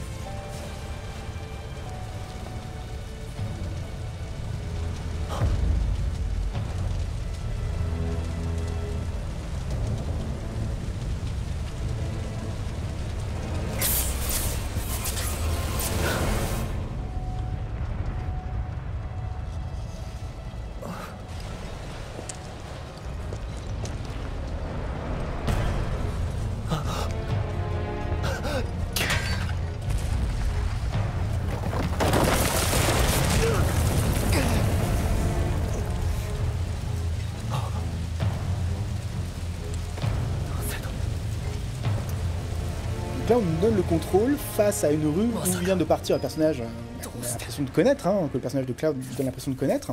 Donc on n'a pas le choix, on est obligé d'aller dans cette direction, comme si on se soumettait à un destin un peu plus grand que nous. Et puis vous avez voilà, ce choix très étonnant d'interface visuelle du jeu qui paraît parasité, vous voyez, déréglé sous nos yeux. Comme si, et puis là c'est très compliqué, hein, là je suis à fond sur la manette, hein, j'essaie de courir mais je peux pas. C'est comme si je luttais véritablement avec le jeu. Comme si le jeu se retournait contre nous, voire se déréglait sous nos yeux, et que j'étais en fait en train de résister à quelque chose. Il y a même certains moments où on n'arrive plus trop à savoir si on joue ou si c'est une cinématique, hein. C'est dire à quel point le jeu paraît se dérégler sous nos yeux, parce qu'il y a des moments où le personnage avance tout seul, et des moments où c'est nous qui allons le diriger. Donc tous ces parasites visuels et sonores restituent à la fois le point de vue de Cloud, le malaise qu'il est en train d'avoir, ce qui crée cette impression de flashback. Mais de manière plus méta, on pourrait aussi dire que c'est en quelque sorte le jeu qui se dérègle, pour une bonne et simple raison, c'est que ce qu'on est en train d'observer ici n'est pas dans le jeu original. Ce personnage que l'on observe, qui est l'un des antagonistes les plus célèbres de l'histoire du jeu vidéo, qui est Sephiroth, n'apparaît absolument pas au début de Final Fantasy VII en 1997. C'est un personnage qui apparaît beaucoup plus tardivement. Donc là, tout ce qu'on vient de voir est un ajout qui vient quasiment dérégler la fiction originelle. 俺がこの手でもちろん覚えているとも我々の大切な思い出だからな。さてクラウド、お前に頼みがある。この星が死のうとしている。悲鳴も上げず静かにゆっくりと私たちの星が消えてしまうのだ。クラウド。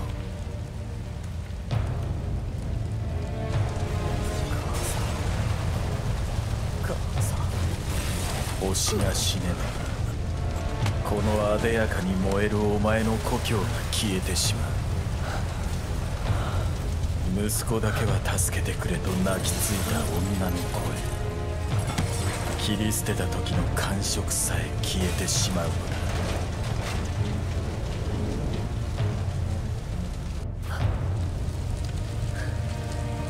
我々をつなぐ絆の喪失は私自身の死よりも耐え難い。なあクラウド、力を貸してくれ。何、簡単なことだ。クラウド、走るんだ。逃げて生き延びて。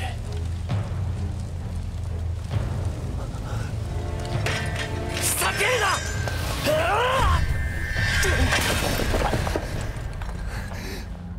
いいぞ、それでいい。私を忘れるな。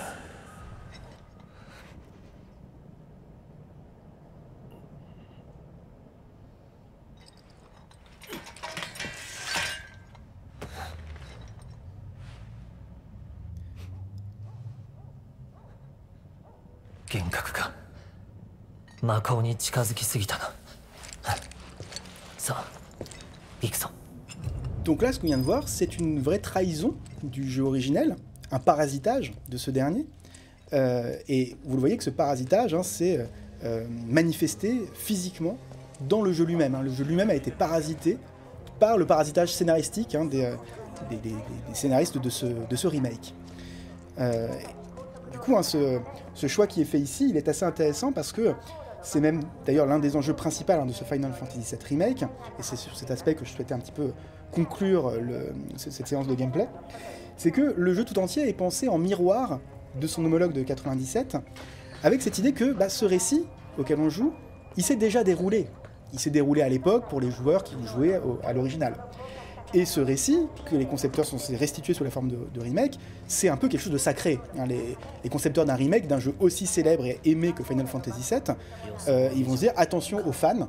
Les fans, si on ne respecte pas le matériau original, ils vont être extrêmement énervés, donc il faut absolument respecter ce récit originel. Et là, la grande idée, c'est qu'effectivement, ce récit original, il est bel et bien présent, il est bel et bien montré, conservé dans ce récit, mais à plusieurs reprises, vous avez vu, il y a des choses qui y échappent. Et à chaque fois, on a l'impression que le jeu lui-même subit une forme de parasitage visuel qui remet en question son propre statut, en quelque sorte. Et là, on commence à comprendre le rôle de ces petites actions contextuelles, toutes ces flèches qui nous indiquent où aller, etc.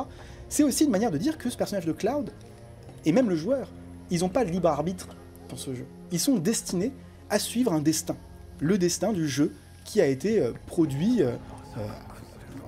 en amont et qu'il faut à tout prix respecter. Donc là, toutes les actions qu'on fait dans ce jeu, finalement, elles sont destinées à finir comme dans le jeu original, concrètement, sauf que ce remake crée le doute. À plusieurs reprises, on se dit, mais finalement, est-ce que c'est bien ce qui va arriver? Est-ce que ce destin va véritablement être respecté jusqu'au bout? Ou est-ce que le récit va à un moment donné dévier? Et c'est en l'occurrence ce qu'on va vraiment comprendre avec la dernière cinématique que je voulais vous montrer, pour boucler la boucle, la rencontre avec l'un des personnages les plus importants de Final Fantasy VII, qu'on a vu au début du jeu, Aeris.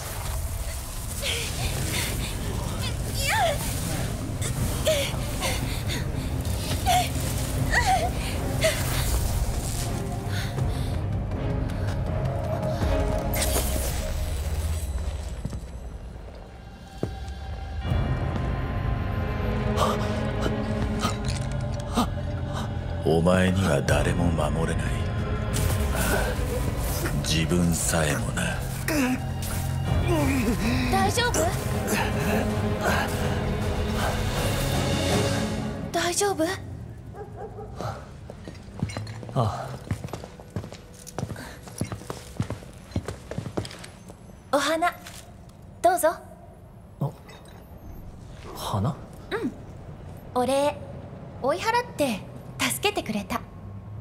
何の話だ。じゃあ出会いを記念して。面倒だな。聞こえてますけど。Alors, j'en profite pour dire que ce qu'on a vu au début, l'apparition de Sephiroth à côté de Aerys, c'est pas du tout dans le jeu original. Dans le jeu original, c'est quasiment une rencontre fortuite. Claire est dans une rue, il y a Aerys qui est là et qui lui offre une fleur, effectivement. Mais il n'y a pas du tout ce moment où elle se débat et où il y a cette vision de Sephiroth. Ce n'est pas dans le jeu original. Et d'ailleurs, le parasitage visuel et sonore vient accréditer cette idée. Donc là, effectivement, bon, on a un petit choix de dialogue qui n'a pas vraiment de conséquences sur l'action. Donc je... le premier. いくらだ。値段は相手見て決めるの。あなたはただでいいや。え？花言葉は再会。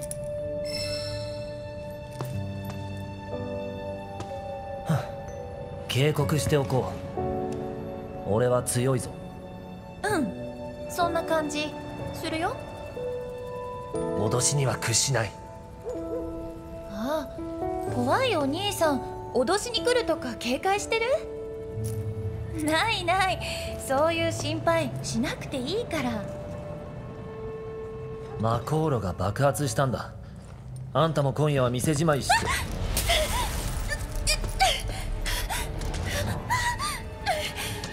助けて。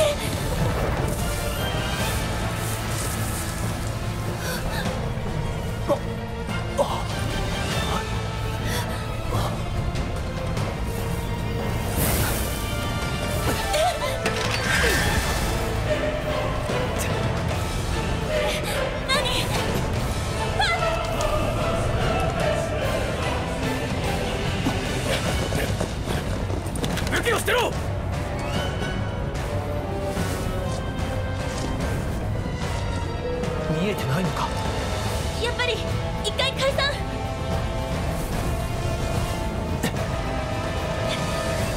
おい、またね。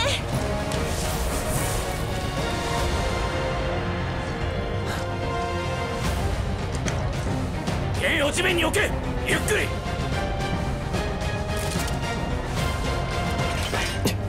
Et donc voilà, ces êtres fantomatiques que l'on vient de voir, eh ben, ils ne sont pas du tout dans le jeu original. Encore une fois, ce sont des ajouts, hein, les concepteurs du jeu ont appelé les fillers. Ce sont des ajouts de ce remake qui, en fait, ont un rôle qu'on va comprendre progressivement au sein du récit. Je vais arrêter effectivement ici pour pouvoir me concentrer pour la conclusion. Leur rôle, c'est de faire en sorte que le récit du Final Fantasy VII originel soit respecté de bout en bout. C'est-à-dire qu'en gros, ils sont là pour faire en sorte que le destin se produise comme il est censé se produire, si vous voulez. Alors c'est intéressant justement de diégétiser le fait même que ce jeu soit un remake. Ça, c'est vraiment un truc qui est assez fou, puisque tout Final Fantasy VII Remake nous interroge sur cette notion de destin dans un jeu vidéo. Qu'est-ce qu'un jeu vidéo n'est-il pas aussi un lieu de destinée qui est intégré dans le code ludique, puisque tout jeu repose sur un code, et ce code, bien évidemment, il a un début, il a une fin, il a un milieu, il a un développement. Je parle des jeux narratifs, hein, bien sûr. Donc il y a une forme de destinée. Un jeu, il est destiné à se terminer d'une certaine façon, même quand il y a des fins multiples, une illusion de liberté. Ces fins multiples, elles sont quand même décidées par un game designer au départ. Tout le jeu réfléchit cette question, et le fait même que le premier Final Fantasy soit divisé en deux phases, une phase monde fermé, une phase monde ouvert, interroge là-dessus, puisque finalement, on pourrait se demander si même le monde ouvert de Final Fantasy VII n'est pas lui-même un faux monde ouvert, comme tout monde ouvert de jeux vidéo, un monde qui est en fait contrôlé de toutes parts par les concepteurs, auquel finalement on se plie à la volonté des designers, c'est-à-dire que le joueur, quoi qu'il fasse, il est toujours prisonnier du code du jeu, comme peut-être les personnages de Final Fantasy VII sont prisonniers de leur destin narratif, aussi tragique soit-il. J'en dirai pas plus là-dessus, parce que moi-même je ne sais pas trop où Rebirth nous amène. Mais en tout cas, le jeu est assez passionnant pour ces raisons-là. Voilà, j'en termine pour cette séance. Merci.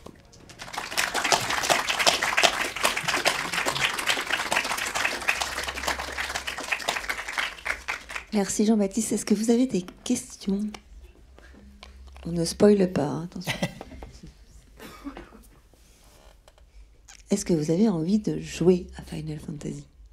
Ou de rejouer à Final Fantasy? Ah, non seulement c'est un jeu qui est extrêmement plaisant à jouer, extrêmement beau, je pense qu'en plus vous avez pu constater à quel point, je pense que sur grand écran, moi je voyais pas, mais je pense que ça rendait super bien. Le jeu est vraiment magnifique graphiquement, en termes à la fois de rendu photoréaliste et de character design, de game design, etc. Mais en plus il est vraiment passionnant, pour moi c'est quasiment un jeu théorique en fait, c'est aussi pour ça que je le trouve aussi grisant, c'est qu'il fait vraiment réfléchir à ce qu'est un jeu vidéo.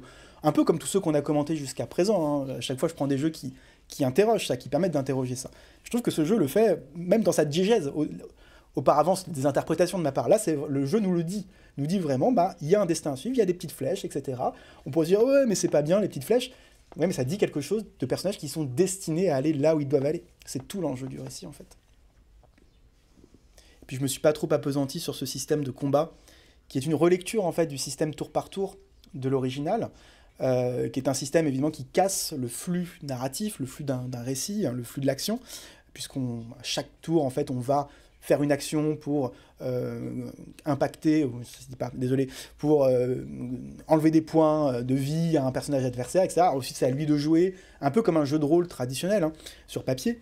Là, dans ce jeu, il y a vraiment ce choix de mixer, en fait, la dimension de combat en temps réel, de ce qu'on appelle de l'action RPG, donc avec un personnage qui va vraiment donner des coups de sabre, donc on a, avec la manette en main, la sensation de donner des coups, et à la fois le côté quand même stratégique, où on se dit, on a tel ennemi, donc il faut sélectionner tel personnage, on fait monter la barre d'ATV pour permettre de faire telle action, etc. Donc il y a toute une dimension stratégique qui entre en jeu, qui crée cet effet grisant que j'évoquais, et qui donne, je le redis, cette impression vraiment qu'on joue tous les personnages en même temps. Ça, c'est très très fort. Pour moi, c'est une des plus belles idées de Final Fantasy VII Remake.